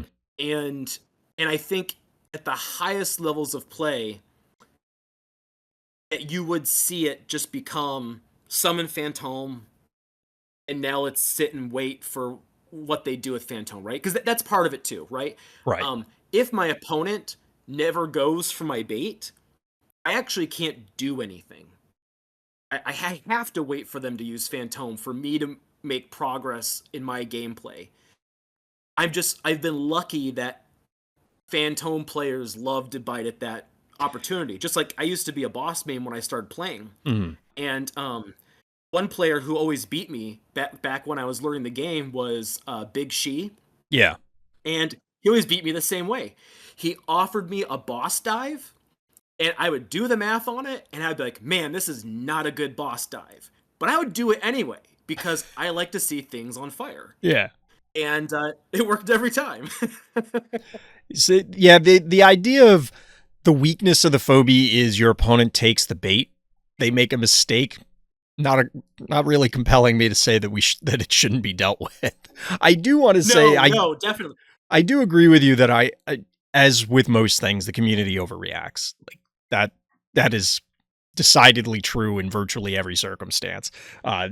But I guess in this, I was trying to write up a document for the purpose of Monster of the Week, the tournaments and other things, of what would be the criteria if I were to step in as the organizer and say, yes, we're going to ban Phantom, or this had started before the balance patch, so like Cupcake and other things. What are the criteria for doing that? And in a lot of scenarios, it feels like, oh yeah, duh, well, you got to deal with this. Okay, but why? What is the reason? Because I could point to, if you're saying this phobie's powerful, well, there's 20 other ones that are ridiculously powerful. Why aren't all they gone? Mm-hmm. Why are they fair? And what defines it? So for card games, it's some of them don't apply, but it's always, well, not always, but it's generally, does it show up all the time? Does it show up an inordinate amount, like as in so we're talking meta share versus win rate? Does it show and there's a few other criteria, but one of them is, and this is the one Atona loves to laugh about, is it unfun? If something is bad, like something could deserve a nerf, even if the item in question is bad. Like it is actually not a good winning strategy to do because it is a negative experience for the game. Like it's the whole NPE, negative player experience sort of argument. And I think that Phantom, for all the reasons you're highlighting, kind of fits more into an NPE experience with a little bit of overpowered level thrown in. Yeah, I mean, some of the games that have been the most popular throughout all of time are terribly balanced. Yeah. Like Smash Melee is a great example. There are like 5 characters that are competitively viable out of a pretty huge cast, and but it's an extremely fun game to play with those 5 characters, and so people love it decades later. Marvel vs. Capcom 3 is one that I've spent thousands of hours on, Mm-hmm. and that game is atrociously balanced. The first time you get touched, there's a good chance you've just lost the match. But it is so fun to play. Yeah. And so I think fun is a really great standard to go by. I think that's part of Attractor, right? Attractor, Mm-hmm. Eric Cake said, has around a 50% win rate. He's not outside the bounds of what the devs are looking at. But he's real when he, even if he can be countered and even can be dealt with and he's not technically overpowered, facing Attractor is really not fun. As soon as he hits the board, it's not like Phantom, but it is, no matter what I'm doing, everything is going to stop. And my entire match is now about building up to some kind of Attractor counter because he's too much to deal with for his key cost, you Yeah. know? I think that's a good metric to go by because the most important thing about Phobies is that it stays around. Exactly. And we need, People don't want to play Phobies. yeah, that's what I was about to say. Like if people don't want to play, that's a problem. The game is going to close its doors. So keeping things engaging and fun is more important than something being appropriately balanced. Right. And that That's why. I Go was ahead. going to say to your earlier example, that's the shove shark counter argument because most people are going to say, well, if it's overpowered, it's not fun. It can't be fun. And the clear ones, like you said, Phantom would be an example. You could argue Phantom is overpowered and therefore it is unfun, or it is unfun because it is overpowered, whichever direction you come from. But Shove Shark, Chevelle is, as you put it, it is probably way better than it should be, but it causes the game to move in a positive direction from a gameplay loop perspective. It is now cemented itself as one of the best phobies in the game, Yep. but the game is better for it. Also, another part of Chevelle is, a lot of people who get into phobies, we love the puzzles that the game comes with, Mhm. and in reality, those kinds of puzzle situations are extremely rare. And when you do find them in your matches, you're like, "Oh, this is like one of those puzzles, right?" It feels really exciting and fulfilling. And Chevelle creates those puzzle situations a lot of times. He Absolutely. creates through moving your own phobies. He heightens that puzzle aspect of the game that me and I think a lot of other people really enjoy. Yeah, Um, I think that kind of reinforces the argument against Phantom and the previous Cupcake setups but also kind of defends Akira. The puzzles are possible when they're on the board. It's one thing, it's a card gaming thing, like to lose to an onboard trick in a card game feels terrible because it's like it was out there, it's been there for 5 turns. Why didn't I see this coming? And you kick mhm. yourself. And like I can remember stuff from, I swear, 1994 of games that I could recall vividly that I threw because, duh, this thing is right there. What am I doing? But when it comes to a game like Phobies in this chess setup, that is what you want. You want it to be out there and it's okay. I've manipulated my opponent and it's just coming at it psychologically differently. And that's why Phantom, in my opinion, and Cupcake are so problematic is that, yeah, technically you could plan around anything, but it causes such a ridiculous level. You're not losing to an onboard trick. You're losing literally to an offboard trick. Right. Yeah, I think that's a good way to think of it. Um, another phobia. So because everyone's focused on Phantom, there are other problematic phobias that people aren't talking about. Mm-hmm. And one that I will not stop until justice is done is unicorn.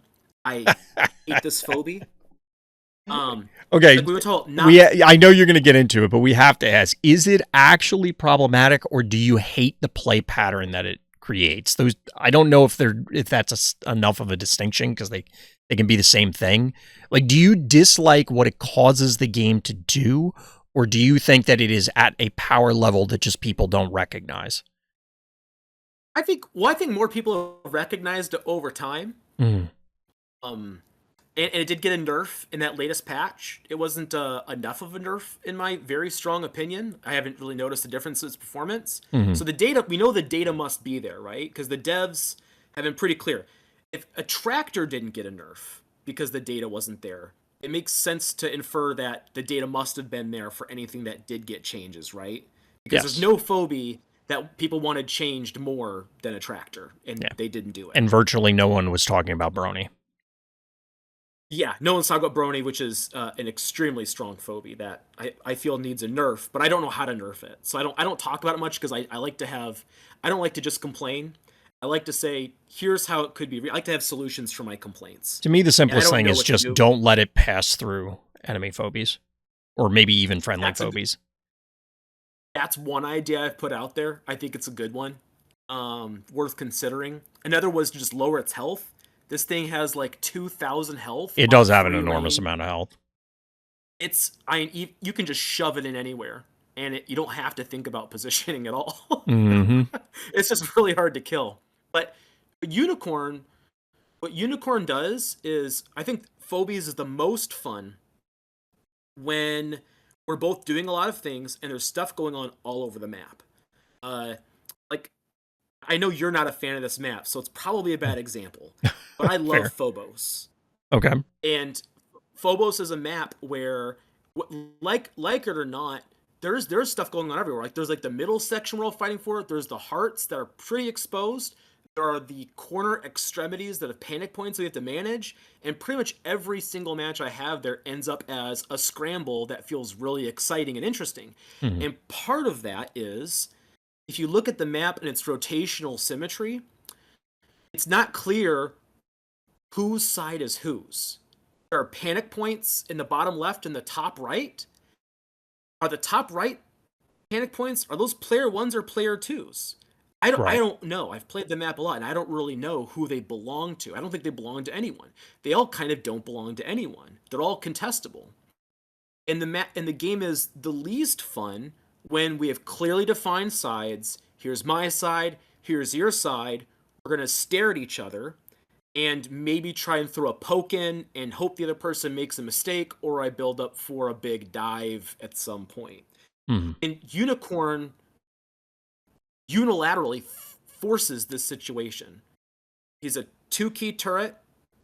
He's controlling space right when you play him.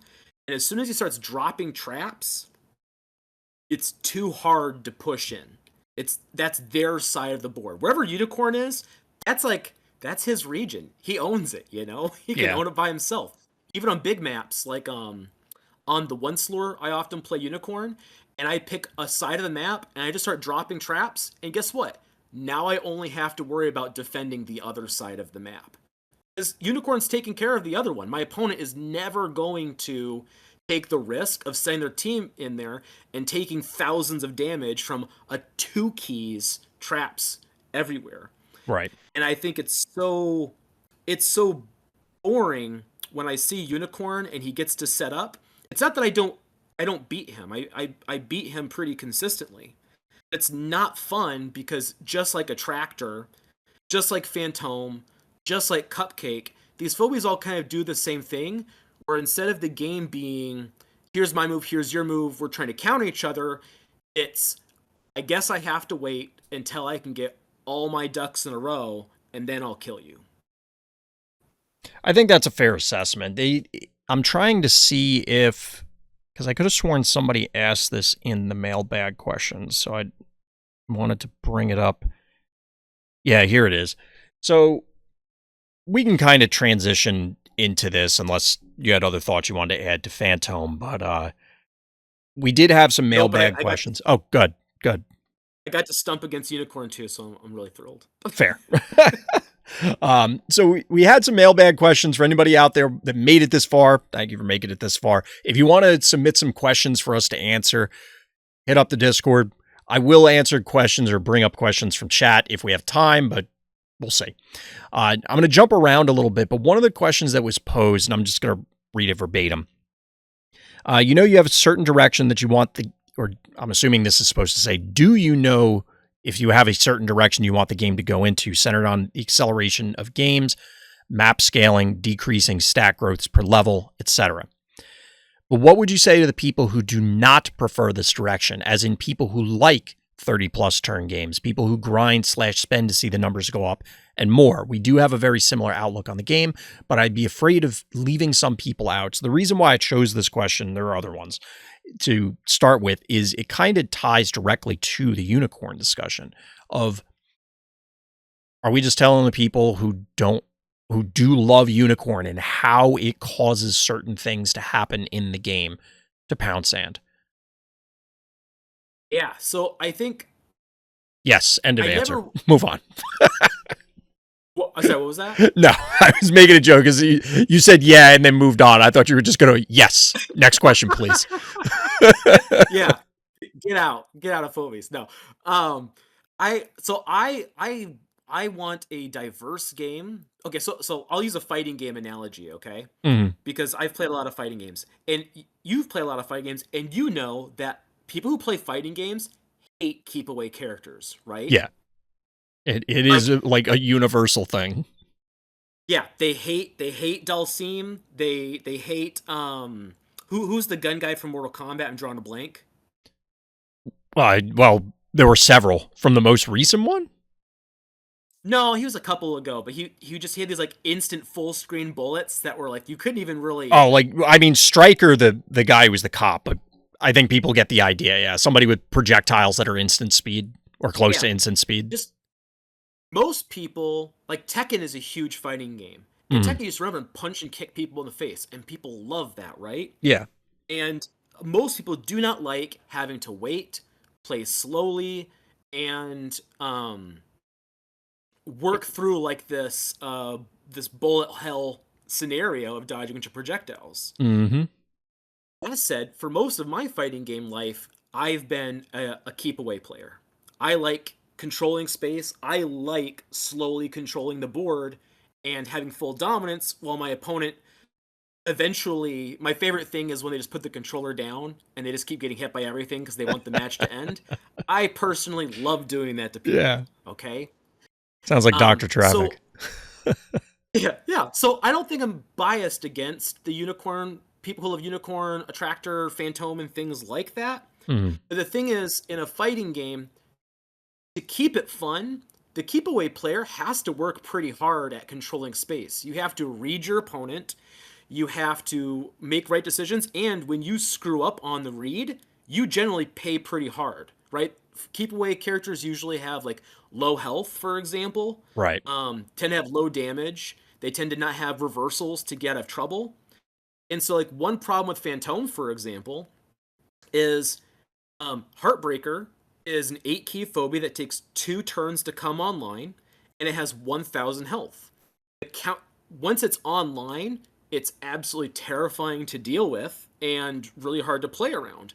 But you have 2 turns before they earn that right. And they've spent 8 keys on a piece of crap phobia otherwise, right? 1,000 health on a melee 8 key is just useless. You cannot fight with this thing. Right. And so they have to earn that keep weight, they earn that space control. Phantom's a 5 key with 1,500 health, 50% more than Heartbreaker. So it's easier to get out. If you're playing on a large map, you can get it without even stocking keys.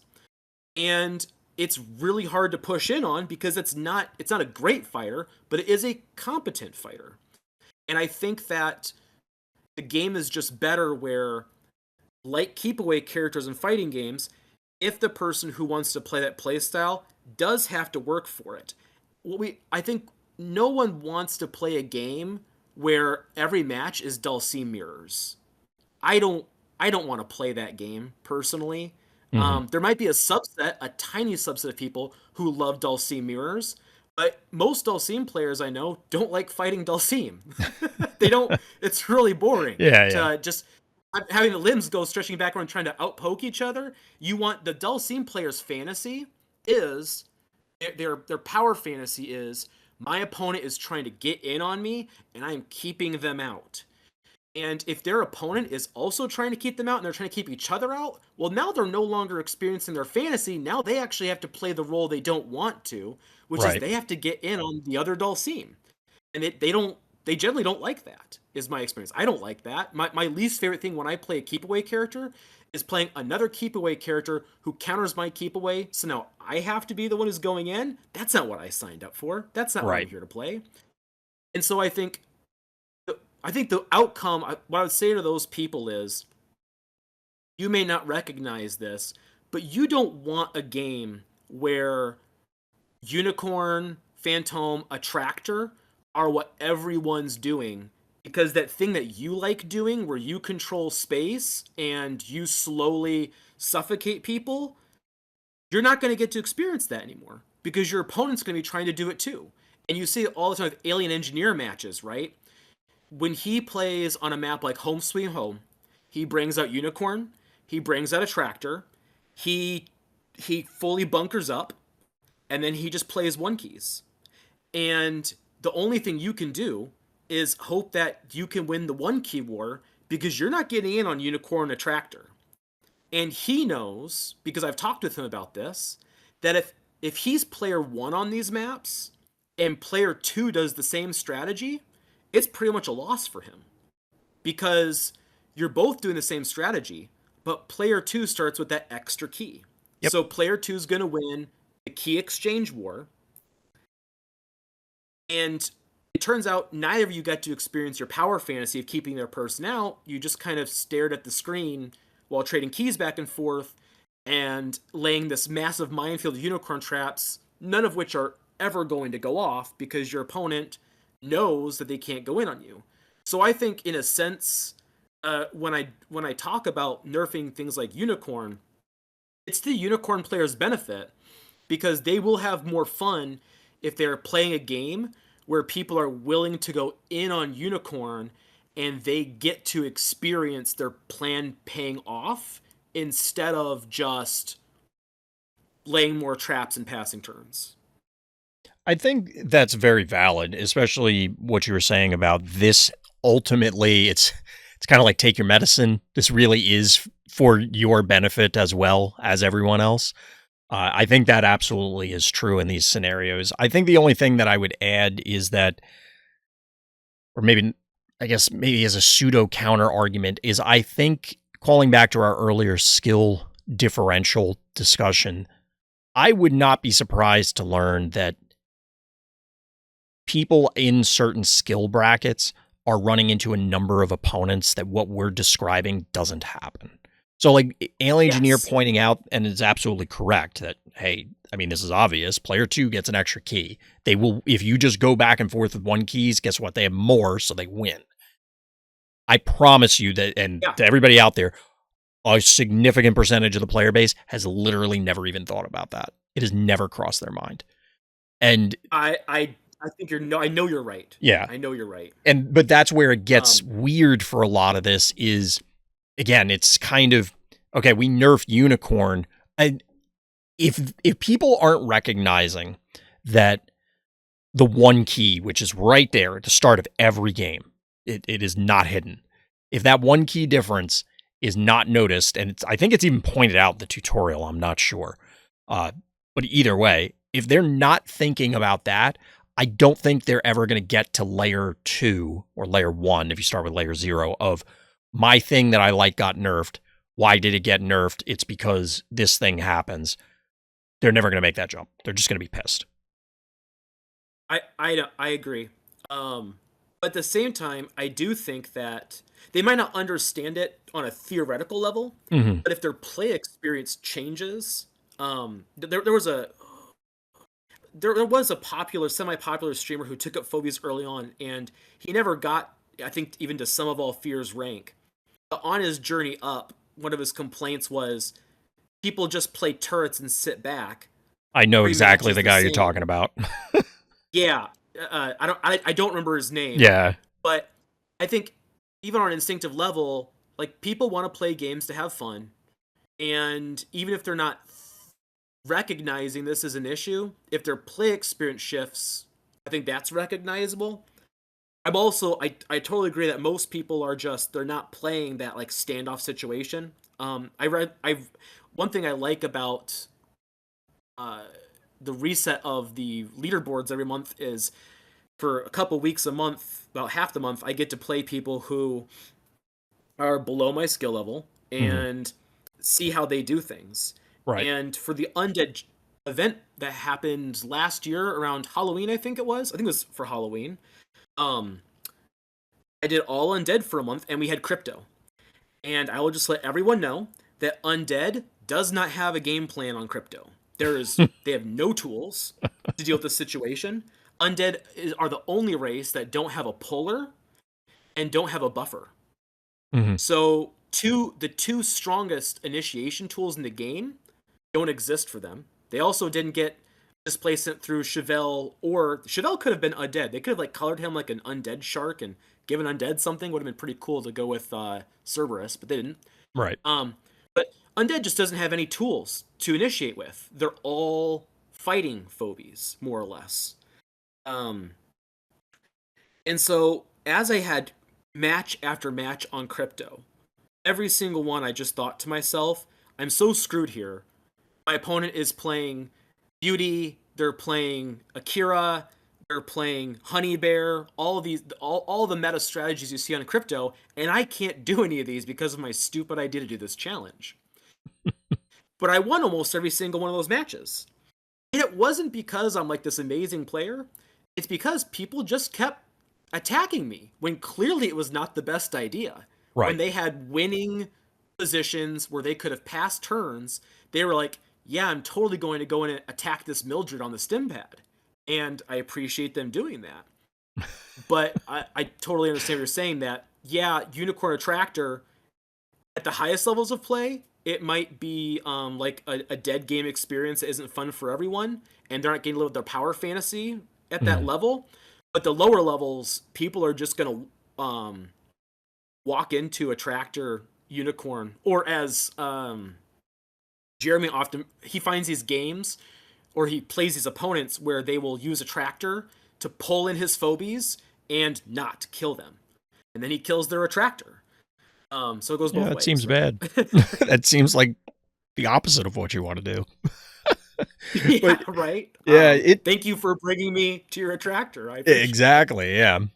It's a tough balance. I think the biggest things for me for if we suggest whether it's a balance change, it's a philosophy change like game design philosophy because that's more in the scope of accelerating the game experience.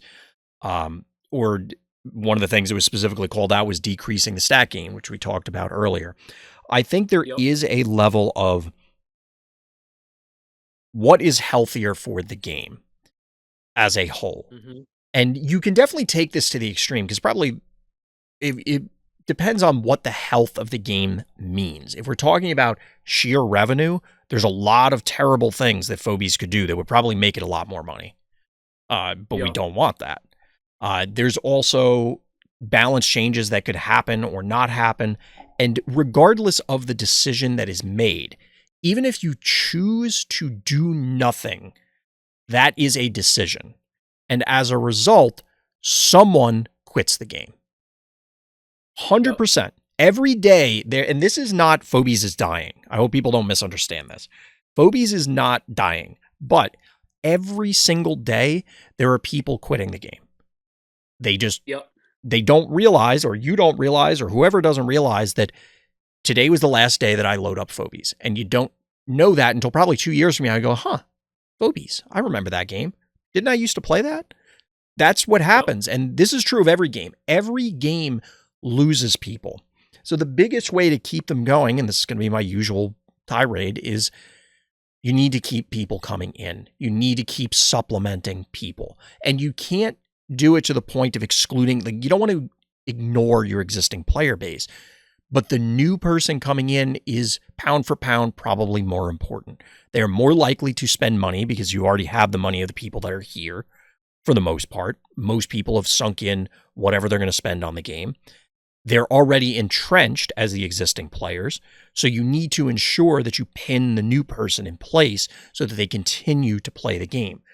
While you are losing people, a lot of people will put up with a lot before they end up giving it up for whatever reason. And it could be game related. It could just be, hey, they moved, didn't like they lost internet for a month and then they moved on to other games. What they played other ones. It doesn't matter. There's tons of reasons why people leave games. So you need new people coming in and you have to consider is the current game state conducive for a new player? Is that new player going to both onboard and then stay? Will they become a returning player? If they're not, probably need to examine it. And that's hopefully where people who say, well, I like this play pattern, I want it to stay. I hope that they consider, well, there's other players in the game.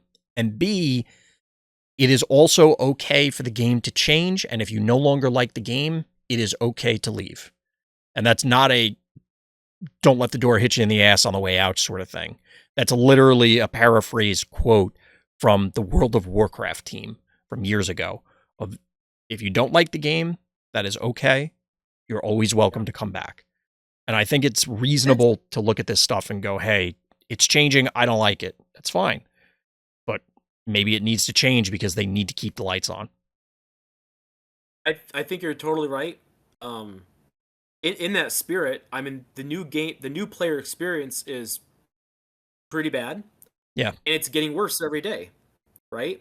Because every day the veteran players are getting stronger and stronger, and you're coming as a new player, And like we just had a newer player who was like this player faced me in async. This is weird, okay?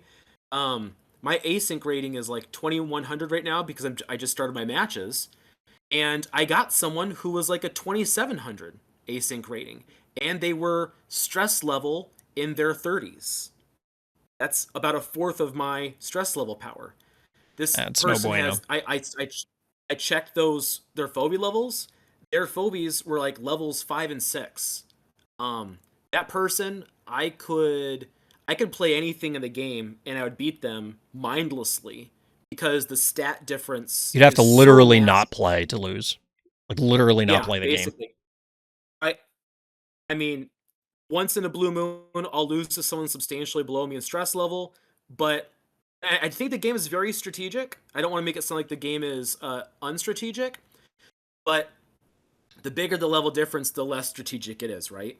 Of course. I mean, at a certain point, some numbers are bigger than other numbers. I mean, Right. it's a silly way to put it, but the most common way that I've seen, the most appropriate way that I've seen it put is just having more levels, higher level count than your opponent means you're allowed to make more mistakes. And it's just a matter of how many mistakes. And if you're talking the differential you're describing, that's a lot of mistakes. Like literally It not play is. the game level of mistakes. And a huge cutoff for me, I Hoploy has just hit this for a while. I closed the gap on him, and then somehow he expanded it magically, I guess. There's a point with Hoploy where my Bowmangles Uh cannot kill his one keys in 2 hits. If my turret cannot kill a one key, in my opinion, there's no hope of winning that match. yeah, Because that's that terrifying. yeah. And I think that if you lower, I really think the game would benefit so much from right now. Phobies for every level they get plus 3% stat gain. If they lowered that to 1%, it would undoubtedly piss off some whales. Of course. But there are countless new players who will have a better experience and be much more likely to stick with this game.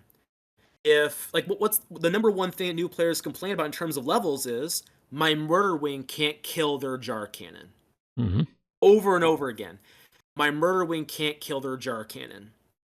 And if you remove or if you significantly reduce those experiences to a niche instead of a common occurrence, then you will hang on to more players. Because right now the game set tells you, here's your jar cannon, here's your murder wing, and it teaches you. They use jar cannon, you use murder wing and counter it. Yep. Cool. Then you go play someone 50 levels above you, and their jar cannon runs up and punches your murder wing in the face, and you have to run away. Yeah, it's not exactly what was built in the tutorial for sure. It's that's something that, to be honest, I don't know if that will ever change. There is that level of upsetting the whales that you don't want to do as a business. I don't know how much that will play in because, I mean, as you Let's. mentioned, Hoploy as an example whale, they were willing to go for it, a stat reduction. So maybe I that's a also more think common opinion. whales, in my part of the balance between whales and fish is that whales they pay to feel stronger, but also they need people to be stronger than. Yep. And nothing the two things that whales hate are they hate their money being invalidated, which is very fair, but also they don't well, I guess they're kind of the same thing. They don't like seeing their money go to waste. And Yeah. one way their money can go to waste is it can be invalidated, but the other way is the community can fail to grow and the game can fail. And that's a terrible feeling for a whale when the game that you've been playing turns out to be a bad investment and you've put a couple $1,000s into something you can't even access anymore. It's to the benefit of whales that even if they might lose more sometimes, that the team does things that keep new players around and improve that new player experience so that the whales can have a better investment. Because every whale would love to see Phobies become a huge hit, right? Yeah. Exactly. I 100% agree with that, and it highlights exactly the the delicate balance between. At this point, it should be common knowledge for people, but just in case it's not, in free-to-play games, if you are not the whale, you are the product, not the game. You exist in the game for the purpose of making the whales happy. And I know that sounds, I hope it's not shocking to anyone, but it reinforces Carr's point of, I'm playing the game, I'm there in order to give the whale someone to play against. And like you said, to feel superior in comparison to, because they put in money. That's the way the free-to-play model works. And Phobies really isn't different. Yep.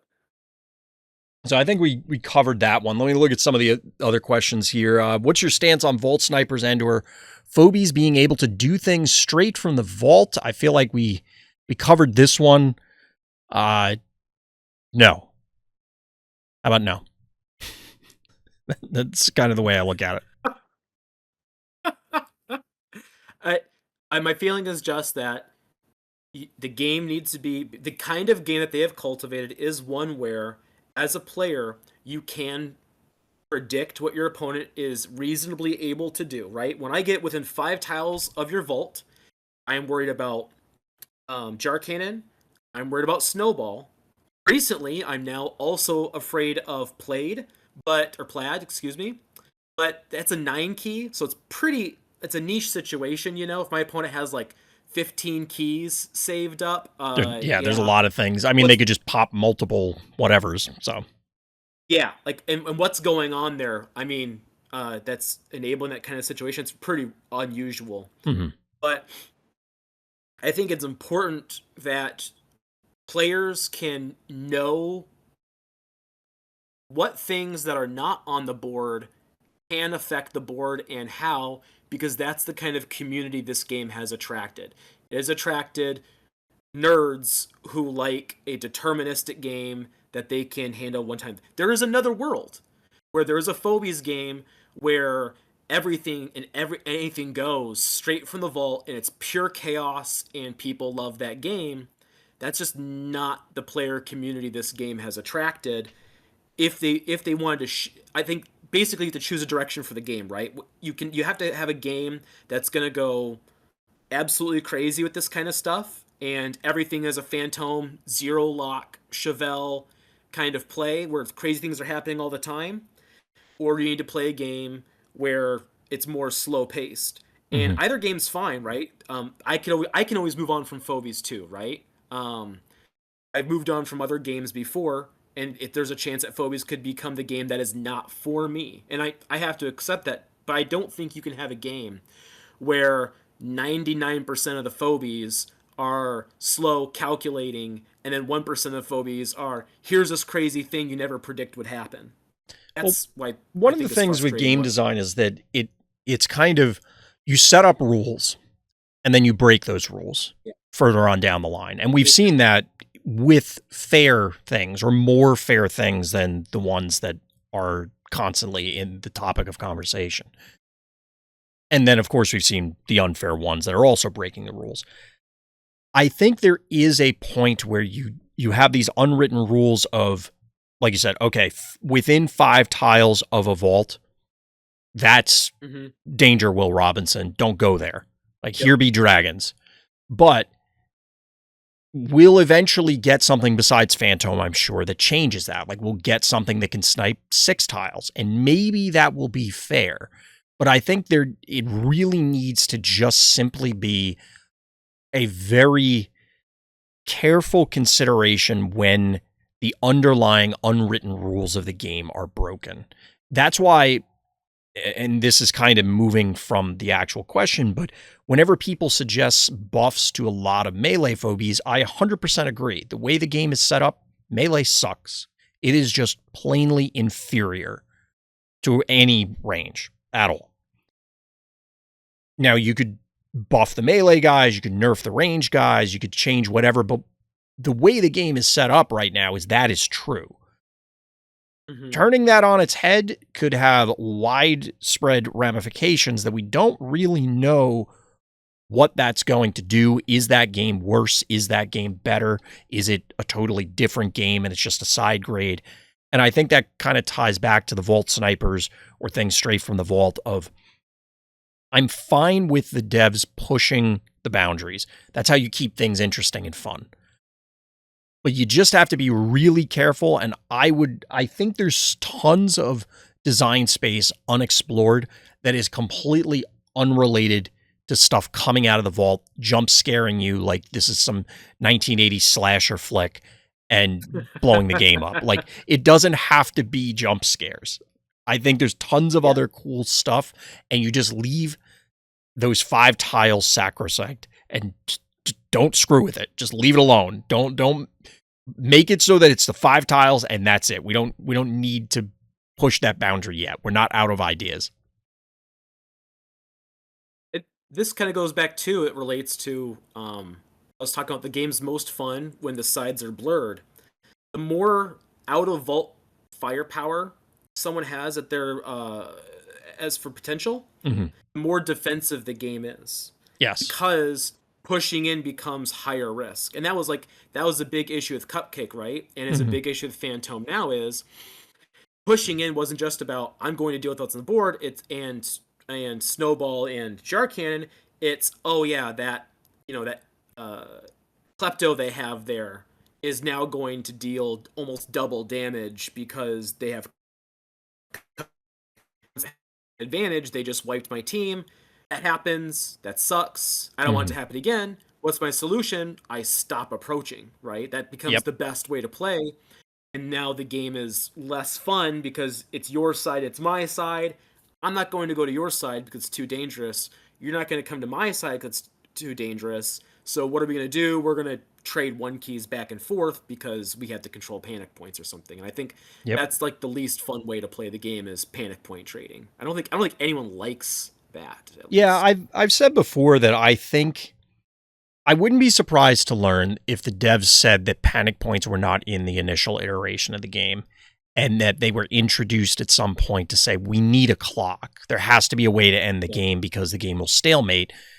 Panic points get invented. That now at least puts somewhat of a cap on the game. It clearly doesn't work all the time, but at a certain point, if there's a panic point advantage, the game ends one way or the other because either somebody pushes to try and end it and they succeed, or they fail, or you stall out and the panic points end the game.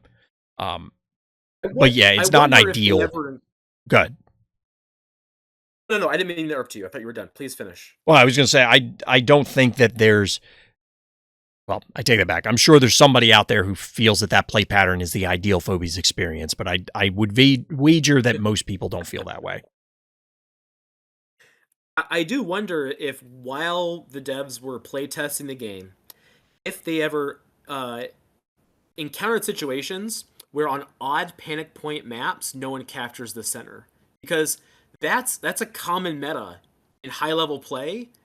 And the game is, if you talk about the panic points being introduced later in the system to push people to a resolution, I wonder if in their playtesting, it was just kind of assumed. Of course you capture all the panic points, you know? I could definitely see that being true. Level, it took a while for the community to stop doing that, so I wouldn't be surprised if that was... Yeah, it came up or didn't come up, I guess, as the case is. Yeah, because, I mean, even if the devs are all great at the game, if they're only... I think before I was told by Schmidt that the company has, like, somewhere between 70 and 80 employees total. That's a small number of people playtesting the game, and you're going to develop your own micro-meta and understanding of what's actually good in the game. 100%. And there's a good chance, and people are always like, oh, how did they think this was balanced when it came out? Well, because it doesn't matter what you do. It doesn't matter how good you are. If there are less than 100 people playtesting this game, you're going to miss a lot of things. And you're never going to be able to account for what people come up with creatively once tens of thousands of people are testing it. Absolutely. And this happens in other games all the time. But to kind of put it into perspective for people who maybe still refuse to believe that that's possible. Imagine this. Your company of 100 people, we'll round up and say it's 100. You have alien engineer in that company performing whatever position, but we assume that all 100 employees are involved in testing. You have alien engineer and the other 99 are heebie-jeebies players. In that scenario, alien engineer will obviously just curb stomp everybody left and right. Whatever they decide to do will be determined to then be, oh, well, this is winning all the time, so it has to be X. But then you introduce somebody else, like you bring in Shadow Force, who has a completely different set of ideas and experiences and goals with how to structure the game. It will completely warp what was presumed to be gospel, because now you just have one other person who's completely changing things up. Now, do I expect that the devs have that large, like it's heebie-jeebie players and alien engineer? No, probably not. There's probably a better mix. Clearly everybody would improve over time and they're all working towards the same goal. So it's not like the alien engineer in the scenario would hoard knowledge. Not that you really could, but like, it's not something along those lines. But the point is that it's very easy to end up with inbred testing. And this happens not just with devs, but with players who are trying to prepare for competitive events and other games where they make assumptions about how everyone else is thinking based on what they're doing instead of what the larger community is trying to do. It's very easy to end up in these scenarios even when you are aware of it, is the bottom line. Yep. Definitely. Like you had I can't remember if it was a monster of the week or it was one of your monthlies, but there was a match where someone brought out like Flesh Crawler, this is post buff. Yeah. And they beat Alien Engineer with Flesh Crawler. And part of the power of that situation is like, who knows if Flesh Crawler is good enough right now? I'm not sure myself. Right. But I'm sure part of that was Alien Engineer going, Flesh Crawler. I haven't seen that in a long time. What do I even do against that? Absolutely. Yeah, you can definitely. Element of surprise is the thing.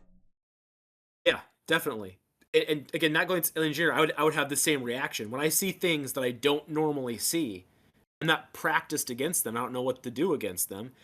In a company where there's a limited number of players,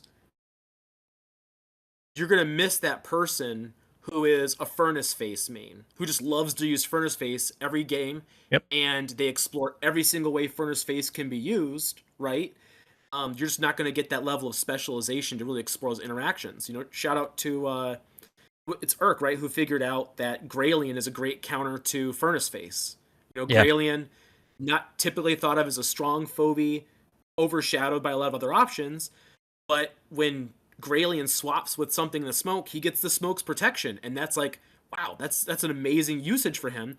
But Urk is someone who likes Graylien, likes using him, and so an interaction that most of the player base didn't even consider, myself included, I never thought about using him that way, ended up getting nailed right there.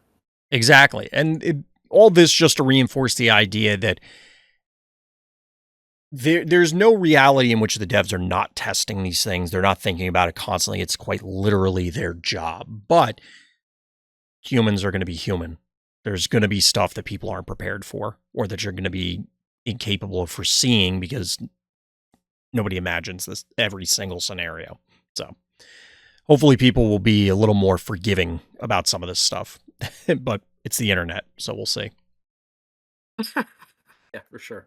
So we've been going at this for almost 3 hours. There are a couple other questions in there, but it might be worth saving them for next time. So I think we would probably close up here. But before we do, Karst, first of all, thank you for coming on. I appreciate you spending some time here, listening to me ramble, and we got through a number of things. But is there anybody you want to give a shout out to? Where can people find you? Anything like that as we sign off?